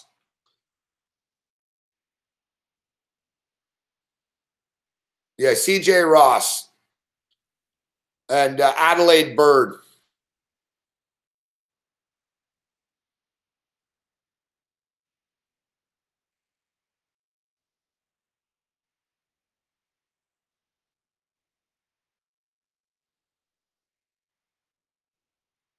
Adelaide Bird was the one. Adelaide Bird has always been involved in shady shit. Remember Adelaide Bird? She was involved finally in the UFC. She retired after that. She didn't do a ton of MMA, but she ended up in MMA a bit with a couple of big UFC fights, and she fucked it up. But boxing, she was always around, if you notice. CJ Ross and Adelaide Bird, fuck. Both always around shady shit. And it was Adelaide Bird, fuck. And it was clear Floyd dominated the fucking fight. And I had money on the unanimous decision, too, because Floyd was like a 300 favorite or something. And the unanimous decision was like minus 125. And I almost felt like, I know I'm getting suckered into this, fuck.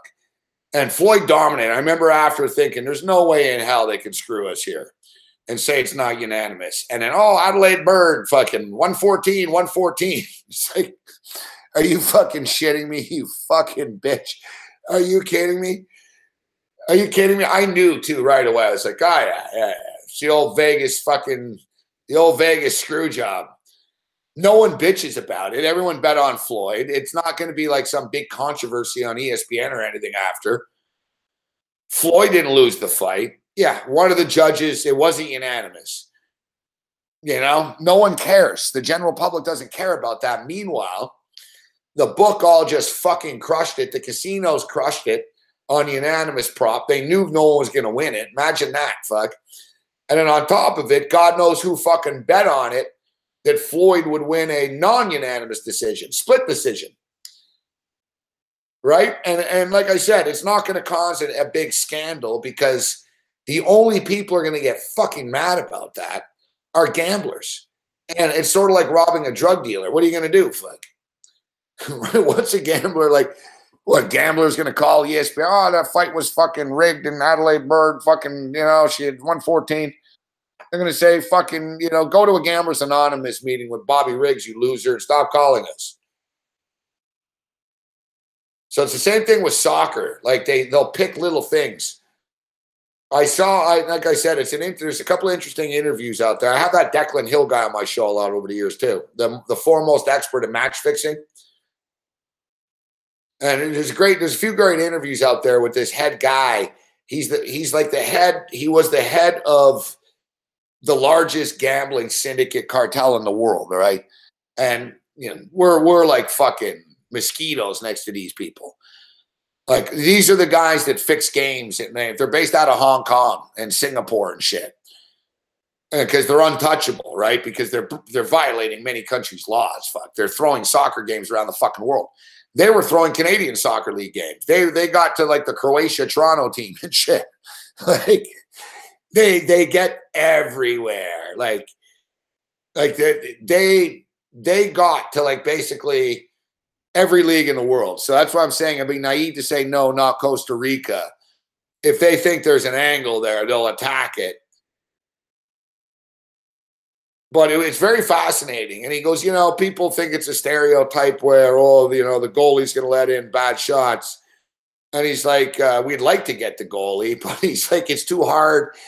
And he goes, if you get a player, and it's really interesting. Like, he's like, players can get busted. They'll talk. And he basically said there, he's like, and he grinned. It's like Asian shit, right? He's not giving it all away. He goes, no, man, you go to the top. They're like, what do you mean the top? And he's like, the federation. And they're like, well, what are the federation? He's like, well, the federation have a lot of control, don't they? About who plays and who doesn't play. And he basically started talking about how you can get to the federations and, the African countries were easier to buy off, and how they actually kept players off a World Cup roster once. He's like, no, we didn't touch any game. We manipulated the roster. They paid like fucking the coach like $250,000. And if you remember, it was a big controversy. People in Nigeria were like, what the fuck? How'd you leave these three guys off the team? Well, because fucking, 250,000 US in a briefcase goes a long way in Nigeria. So that's how it happened. Fuck. Like the Nigerian soccer team is always under like a spotlight around this shit. Fuck. Like, people aren't dumb, right? Nigeria players, remember, like they fucking, we're not going to play the day before. Like they're always doing fucking shady shit that is monetarily driven. But then he got into about like the little things, like the cards and in-game props. He brought up, live in-game is so big. There's so many options within the game. And basically, the number one thing they'd like to do is get to the ref. But refs are under investigation, under the watch, right? Scotland Yard and shit. Like soccer betting's big, so they're paying attention to these refs and bank transfers and shit. But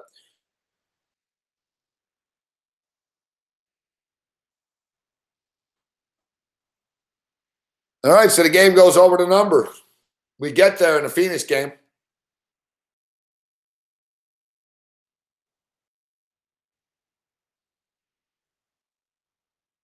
Yeah, exactly, Jason Bosco. Like, it's sort of like, everyone's broke, so everyone's going to want a piece of it. So if, a couple of players are going to be in on it, then you're damn right the president of the fucking federation is going to be in on it. You got to kick back to El Presidente type shit, right?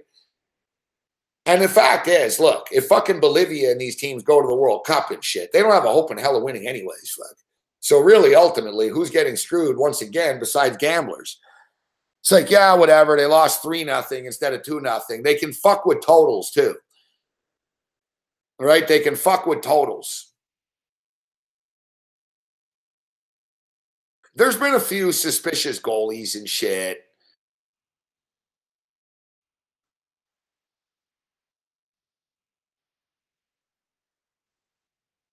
Like I said, if you look up Declan Hill pick machine,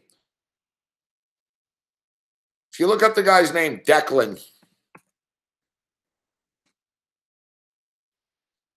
Hill, he's the foremost expert. Like, they're threatening to kill him and shit. Like, Declan Hill got threatened by this cartel. Like, Declan Hill, like, a couple of Russian guys told him, like, we're going to fucking kill you. Like, if you, like, you're dead. Like, Declan Hill's got his life threatened. Declan exposed, like, that fucking tennis guy. What was his name? Davydenko. Remember Davydenko, the tennis player, basically fucking kept on quitting in games. Except he would quit after the fucking, it would become official. Or he would just sort of stop playing and he would blame an injury. Except they noticed a pattern in which the people who investigate gambling noticed a pattern. They're like, you know, what a coincidence. Every time this motherfucker gets sick in a match or he's supposedly this or that, you know, there's a shitload of money that comes in on this. So they basically caught on and they watched him fuck. And Davydenko was rampant fuck. It was like shady fucking shit every 2 weeks with this guy. And then finally they confronted him and went public. Like, they charged him. They said, listen, you're fucking throwing matches. We see the correlation. You're in on it. What's going on? And he got all pissed off. But then it turned out basically, you know, that he was being threatened, you know, that basically they said, listen, we're going to fucking fuck people up that you love unless you fucking quit today. Yeah, some of these Russians, man, they don't fuck around. I can tell you too, there was a Bellator card, man. MMA is pretty shady. Fuck, you know, they don't like you to talk about that, MMA people, but it is. Me personally, I know of like 4 or 5 fights that are extremely dubious. Okay, and I'm talking about bigger fights, but not championship fights and shit, but big name guys that have pulled some shady shit. And what they do is they just don't try. Fuck, they'll tap out right away. They'll go into the fucking, you know, suicide by cop, like the turtle position. They'll take a couple of shots and they know the ref's going to stop it. So, but there was a Bellator card and it was in New Jersey. It was about 4 years ago. There was a Bellator card in Jersey and it was fucking loaded with Russian fighters and Dagestani and Kazakhstan and all that part of the world. And it was in Jersey. And Joey Odessa called it, fuck, too. He told me. He goes, Gabe, fuck. He goes, people have tried to bet over $400,000 on Bellator today. I was at the time Bodog. He goes, yeah, like there's nothing suspicious. And the thing is, people don't realize this. These gambling, like Odessa, who's an odds maker, he can tell you where the bet's coming from. So he sees it. He's like, look, it's coming from like the Russian fucking district of Jersey, fuck. So basically, and then he, you know, other sports books started saying to each other, are you guys getting fucking nailed right now? And someone said, yeah, someone just tried to bet $200,000 on a Bellator prelim. So basically these Russian cartels fucking flooded like as many bets as they could get in at once before the market caught on. And then lo and behold, man, the fucking like minus fucking 700 favorite, bam, fuck, first round. Oh, what an upset. It was like 4 upsets out of 6 fights. All the Russian guys lost. It was like, oh, yeah, nothing happened there. Oh, yeah, I know. You know, fucking suddenly there's millions of dollars flying in from around the world against every Russian from Russian neighborhoods and Eastern Europe and shit. All this money in Eastern Europe's betting against the Eastern European guys who are all big favorites, and they all lose.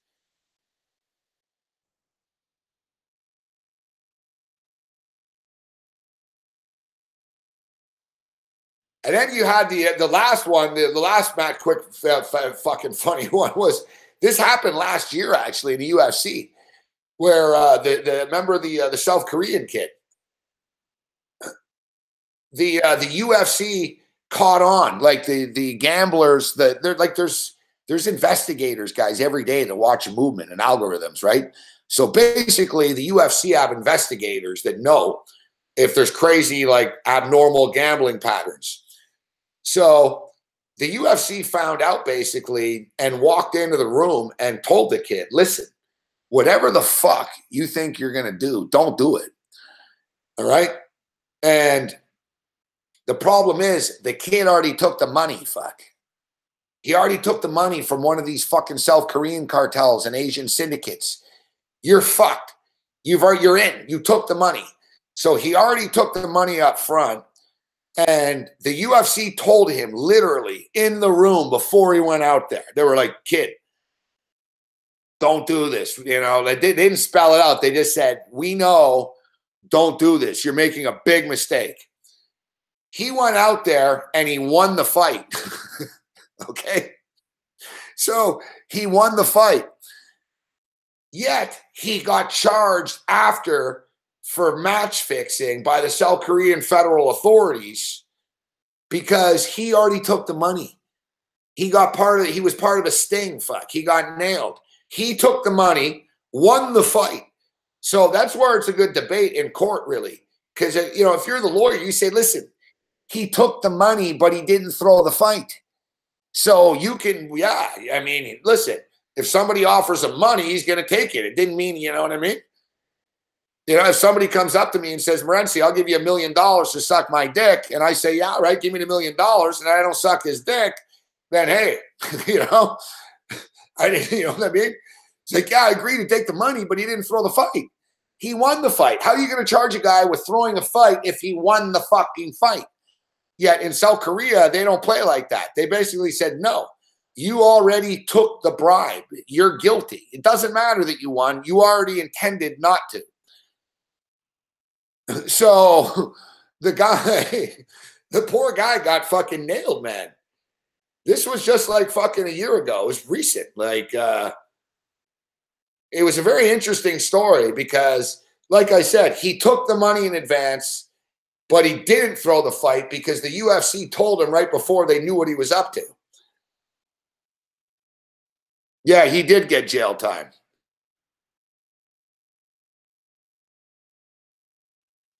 I think he got a year or something.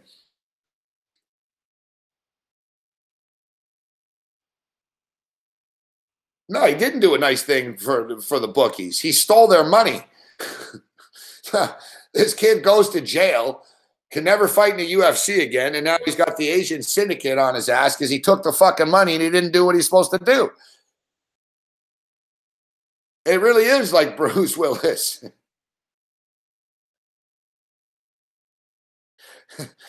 Crazy world. Yeah, sorry, MMA cash and bets. Yeah, what's his name? Hung Bang. Yeah. I didn't want to mess his name up. You know, just throw a generic name out, but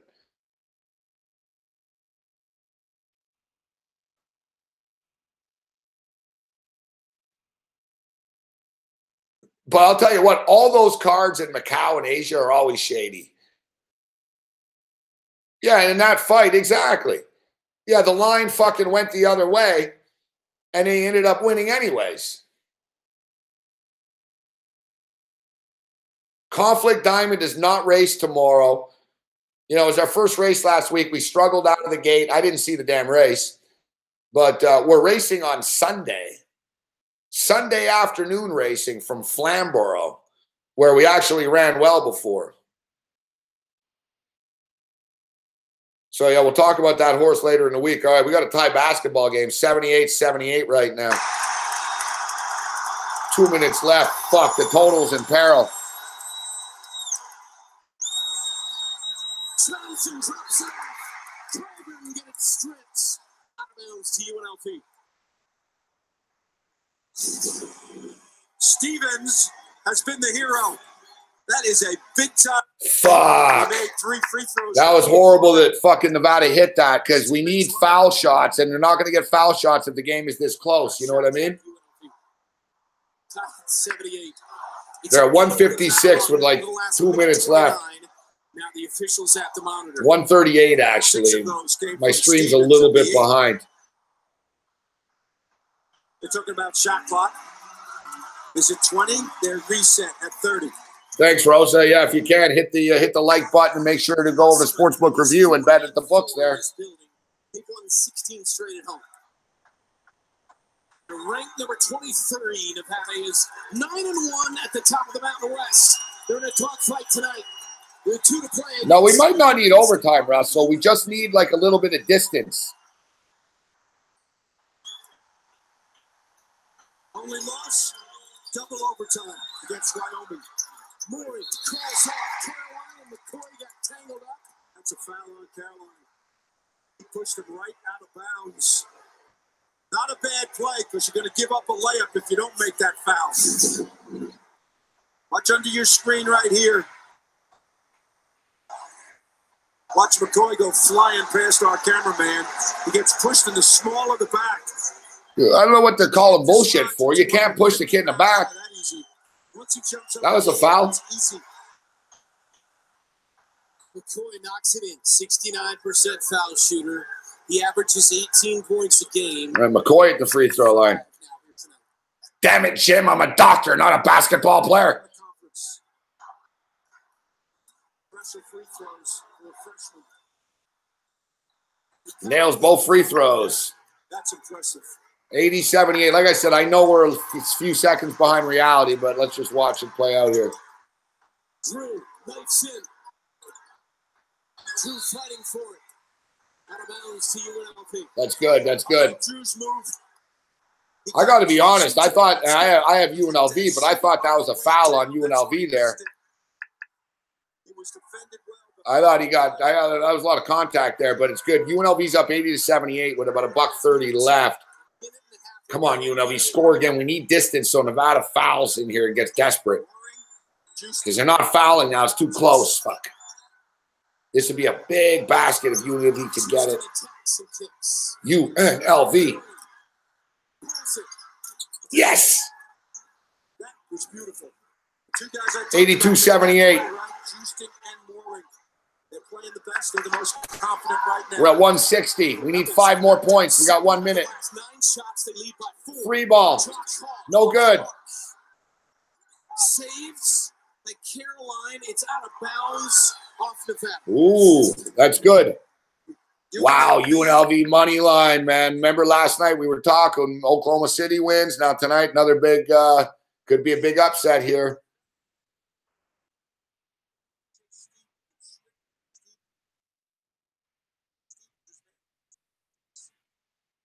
It's good if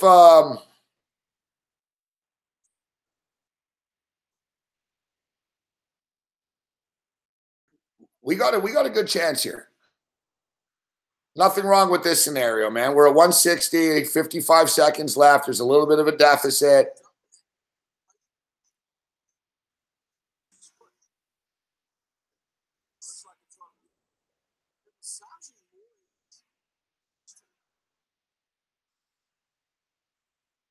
All right, Hawaii and Riverside are tied at the half. Good call by Rosa earlier. You got a puncher's chance, man. You were talking about Riverside on the money line. 11.5-point underdogs are tied 30-30 right now, so they got a puncher's chance, obviously, here.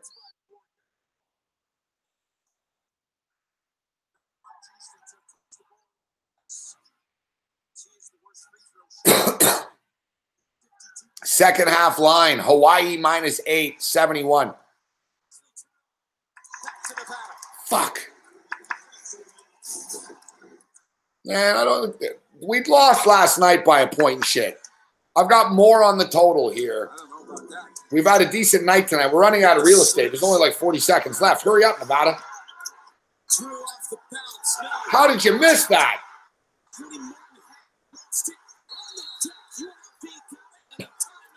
Fuck.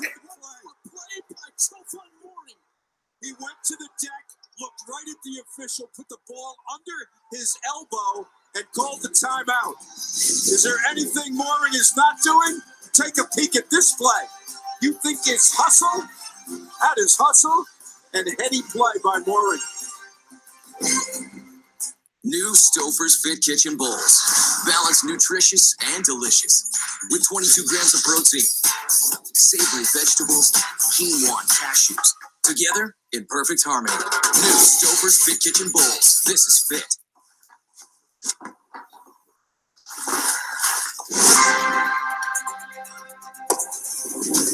High level tension here, guys.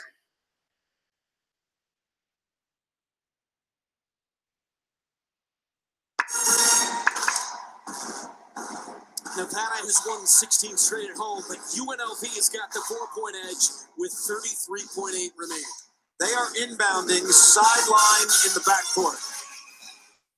Nevada Wolfpack, as you take a look at the timeouts, 3 for Nevada, only 1 for the Rebels right now. A sidelines play in the backcourt is a little bit dangerous. If you throw the ball backwards, you're susceptible to steal layup. So if all else fails, you pass the ball deep into your front court. McCoy is a big target. So if there's any trouble, you throw the outlet pass high to him. If UNLV is able to get it safely in, how quickly should Nevada foul?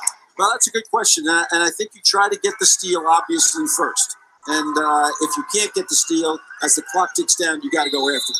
2-possession game. Only a 6-second difference game and shot. Johnson inbounds. That's what I'm talking about right there. Use McCoy's height, guarded by Carolina, the quick foul. Yeah.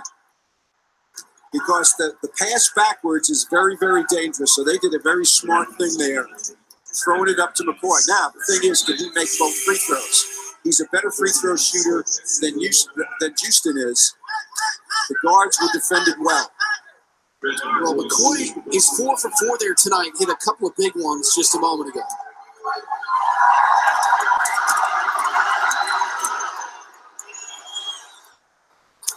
Yeah. He's 5 of 5.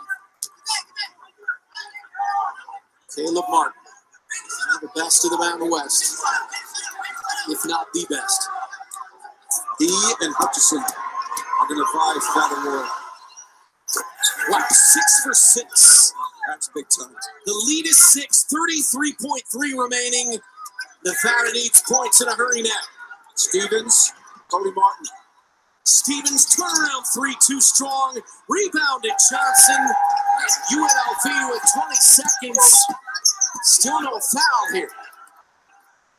Still no foul. 13 seconds. What are you doing?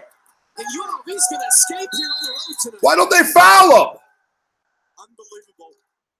Like, unreal, eh? I got fucking these guys and they don't foul them, fuck. True, but, I need the over, man. The guys in the red uniform Unfucking believable, you stupid fucking idiots, man. What do you wait 30 seconds for? Having a subpar game, Boring steps up and goes crazy. 16-game win streak at home is about to end. They are 11-0 at home this year.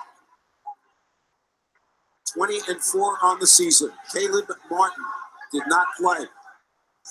One of the few best players in the conference, and without his scoring punch, a lot was left to be desired for Nevada. They played hard. They played undermanned, and they hung in against a very improving UNLV team. Unfucking believable, the two best teams back-to-back on the road. They lose in overtime at Boise, and right here they're about to win. They had the buzzer sound before. I don't think that's going to count. How can they blow the horn is what he's saying. The ball was given to the free throw shooter. There's no way. Now we're getting fucked for a free throw? Is upset there. No, this is a fucking screw job, man. It's fucking bullshit. It's a free throw that's bullshit. That's what you do. Second year as the head man after that great run in Mexico State. And here he is about to knock off 23rd ranked Nevada, hand them just their second conference loss, and end their 16-game winning streak. And now, as a ranked team, they fall to 0-3 this year, Musselman's guys do. In terms of that loss right after getting ranked. Yep. I talked to Caleb Martin. Right this is the biggest. This is the biggest pile of steaming bullshit ever. Fuck. We need 4 points in 30 seconds of a college game that's close, and Nevada, for some reason, just stops. Like, this is unfucking believable. They're at 164 right now. We need a basket here. He's taking the 3. Doesn't go in, and they don't foul him. Fuck. And we lose by half a point again, just like last night. Unfucking believable, man. But it's believable, isn't it? What is this? Every fucking night, man? What is this? Every fucking night? Like, we're just to screw us, like, on the end of the show. Hey, you lose by a point again. There was 33 fucking seconds left. Fuck. It's unfucking believable, man.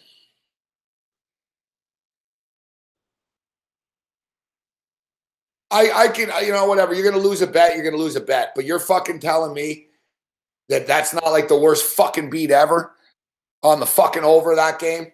What the fuck were they doing with 30 seconds left? Fuck. There was 42 seconds left. They didn't foul until 9 seconds.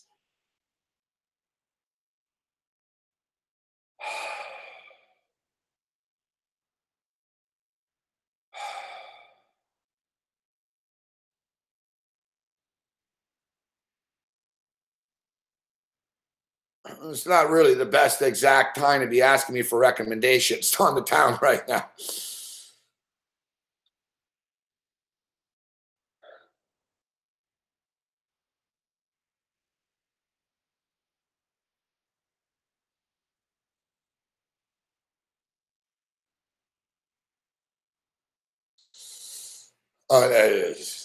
It's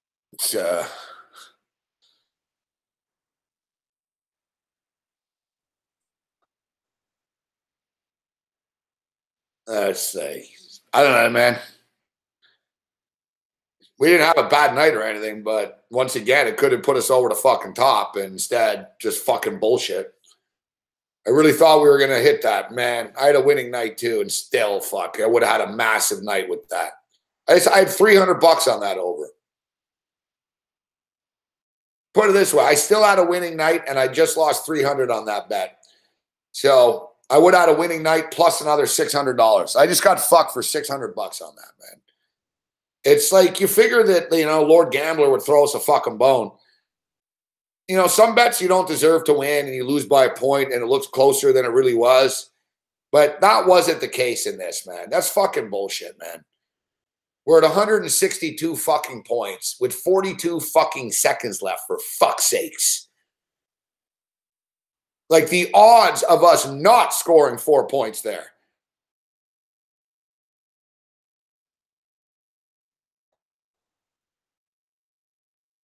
Are next to impossible. Fuck, man. Unfucking believable.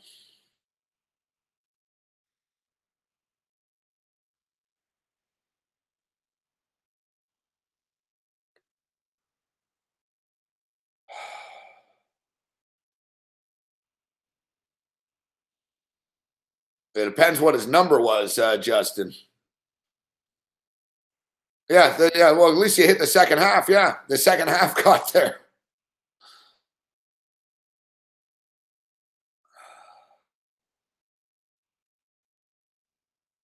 Holy motherfuck. But yeah, as far as recommendations, Justin, I don't know. Toronto's a massive city, dude. There's something for everyone, you know. People always ask me. I'm like, I don't know. Fuck, I don't know what you're into. You know, do you want to go to a dance club? Or are you into rock bars, punk bars, strip clubs?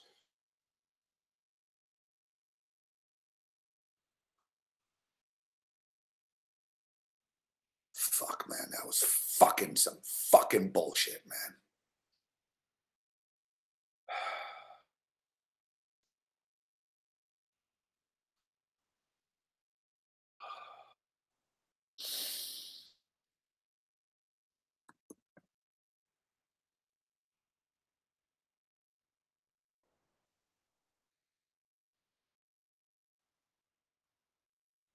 Breweries and sports.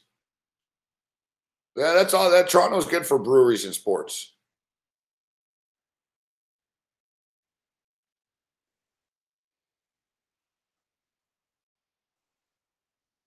You know, I would check out the steam whistle place. Justin, you can go get fucked up at the steam whistle plant. They make it all right there with the big vats. It's like a trendy brewery.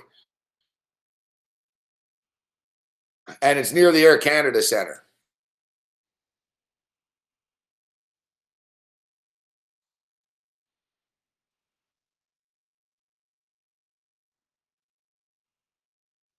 Yeah, that's one recommendation I would throw out there for you. There's another place too called the Amsterdam Brewing House. Same thing. There's like a bunch of chicks. It's like a big fucking, it's a trendy big place.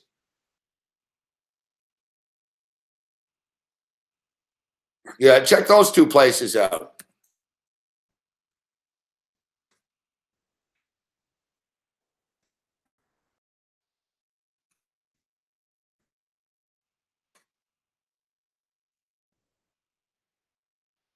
Look those two up on the website there, Justin. See which one you prefer. They're kind of rivals. You know what I mean?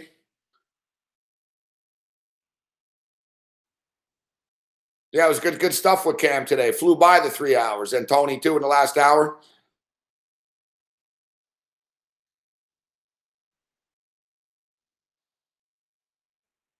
Yeah, the Real Sports Bar is good, but it'll be all packed with the Leafs there. But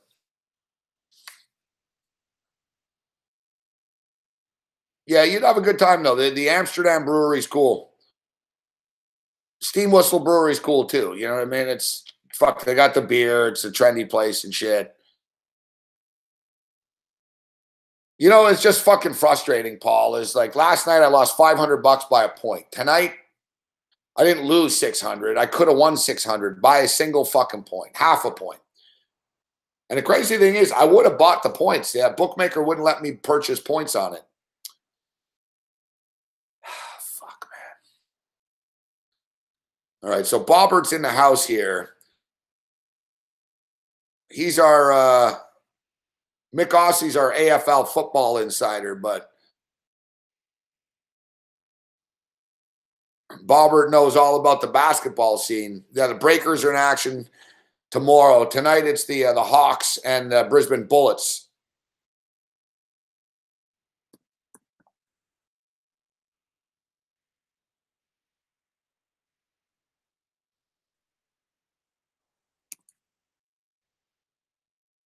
I believe this is the start of the playoffs tonight. This is the first game.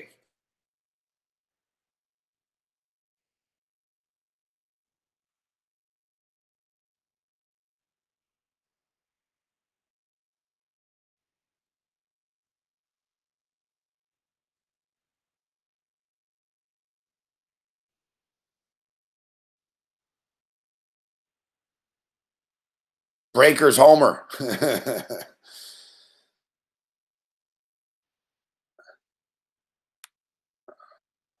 The game's at 3:30 in the morning. I'm going to the Australian website right now. And it's not taking me where I want to go, but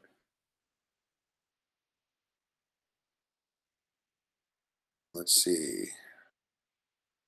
Why does it keep taking me to this page? Fuck, like their website's down. Good time for it to be down, guys.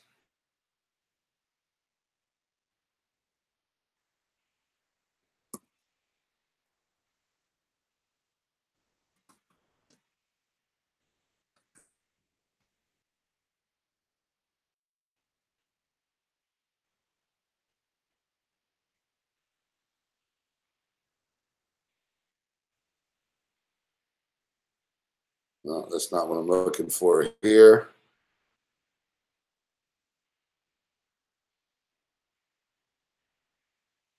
Here we go. The Brisbane Bullets have something to prove when they face the Hawks.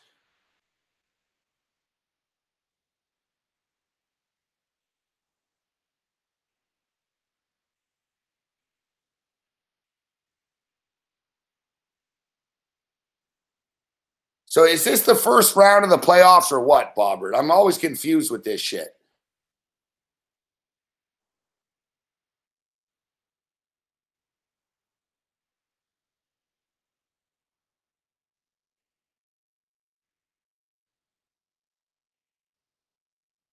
Says the playoffs are out of reach, but the Brisbane Bullets can achieve a goal by beating. I thought this was the fucking playoffs.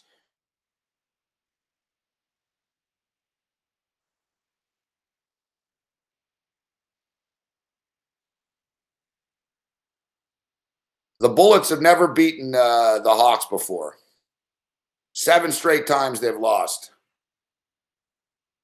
And Brisbane got rid of their star there, Perrin Buford. That's what I wanted to get to. Thing is, this Buford dude was lighting it up. He was their best player, but he pissed them off. It's an unfortunate reality over the last couple of weeks that Perrin, by his actions, indicated he no longer was committed to the group and wasn't that interested in what we're trying to achieve.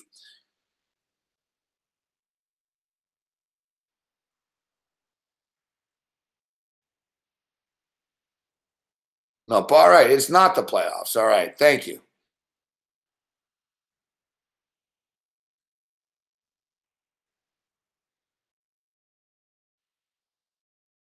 Yeah. Fuck. Yeah. The Bullets are in trouble. Fuck. So the Brisbane Bullets have never beaten the Hawks. The Bullets came back to the league in 2016. They're 0-7. They're 0-3 this year against them. And they just kicked their best player, you know, the American. They just kicked Perrin Buford off the team.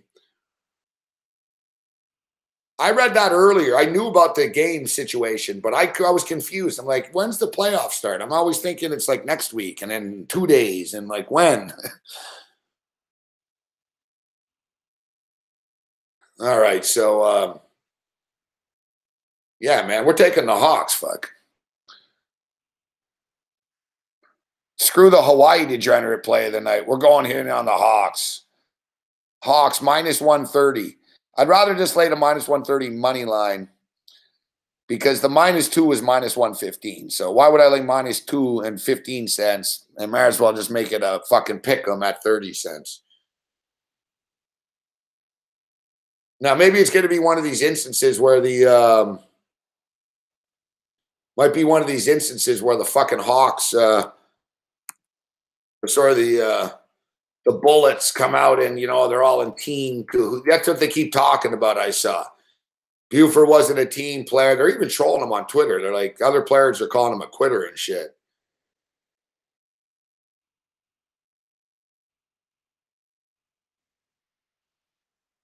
Hawks still battling for a playoff spot.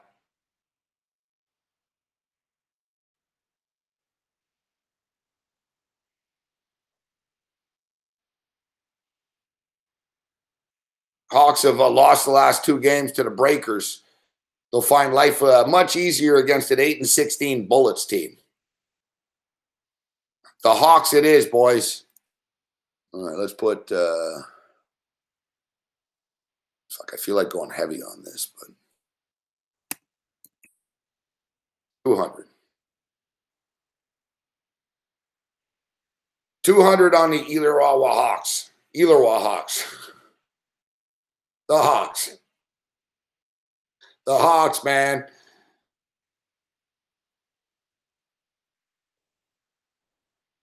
Yeah. We're in on the Hawks. All right, guys. So we appreciate everybody tuning in here this evening. Thanks to Babano. Fun show tonight. Flew by as it always does. Pretty crazy ass fucking day, man. 3-hour radio shorter than a day. We just did 3 hours and 24 minutes right here. 6 hours and 24 minutes of, I don't know, entertainment might be a loose word, but we appreciate everybody tuning in. You guys fucking rock. SPR rocks, man. Thank them for the free content that you guys get. Give us a thumbs up on the way out. You're giving them a thumbs up. Make sure to follow all the SPR social media accounts. YouTube, Twitter, Instagram, Facebook, Snapchat, Google+. And more importantly, go over to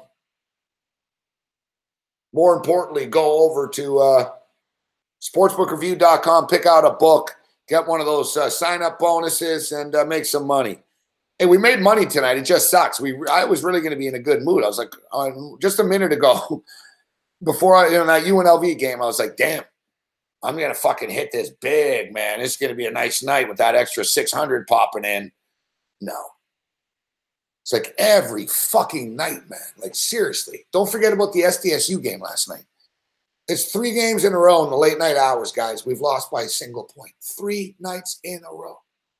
3 games in a row. I appreciate the kind words, Justin. Thanks, buddy. Yeah, ask me tomorrow or tweet me if you want anything else about Toronto. But like I said, you asked me at a weird time there. See you later, Rise. See you later, Razor. Paul. See you later, Paul, buddy. Chris Blanchard. Aaron, always a pleasure, my man. Johnny Kicknuts. Bobber. Tuvin.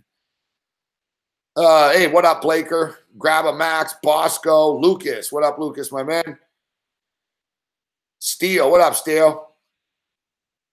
Everyone else that we don't see in the chat. Danny Kretchen, dude from Norway earlier in the house, and everybody else in between. We'll see you tomorrow night for the Thursday night throwdown. Other than that, you're on your own.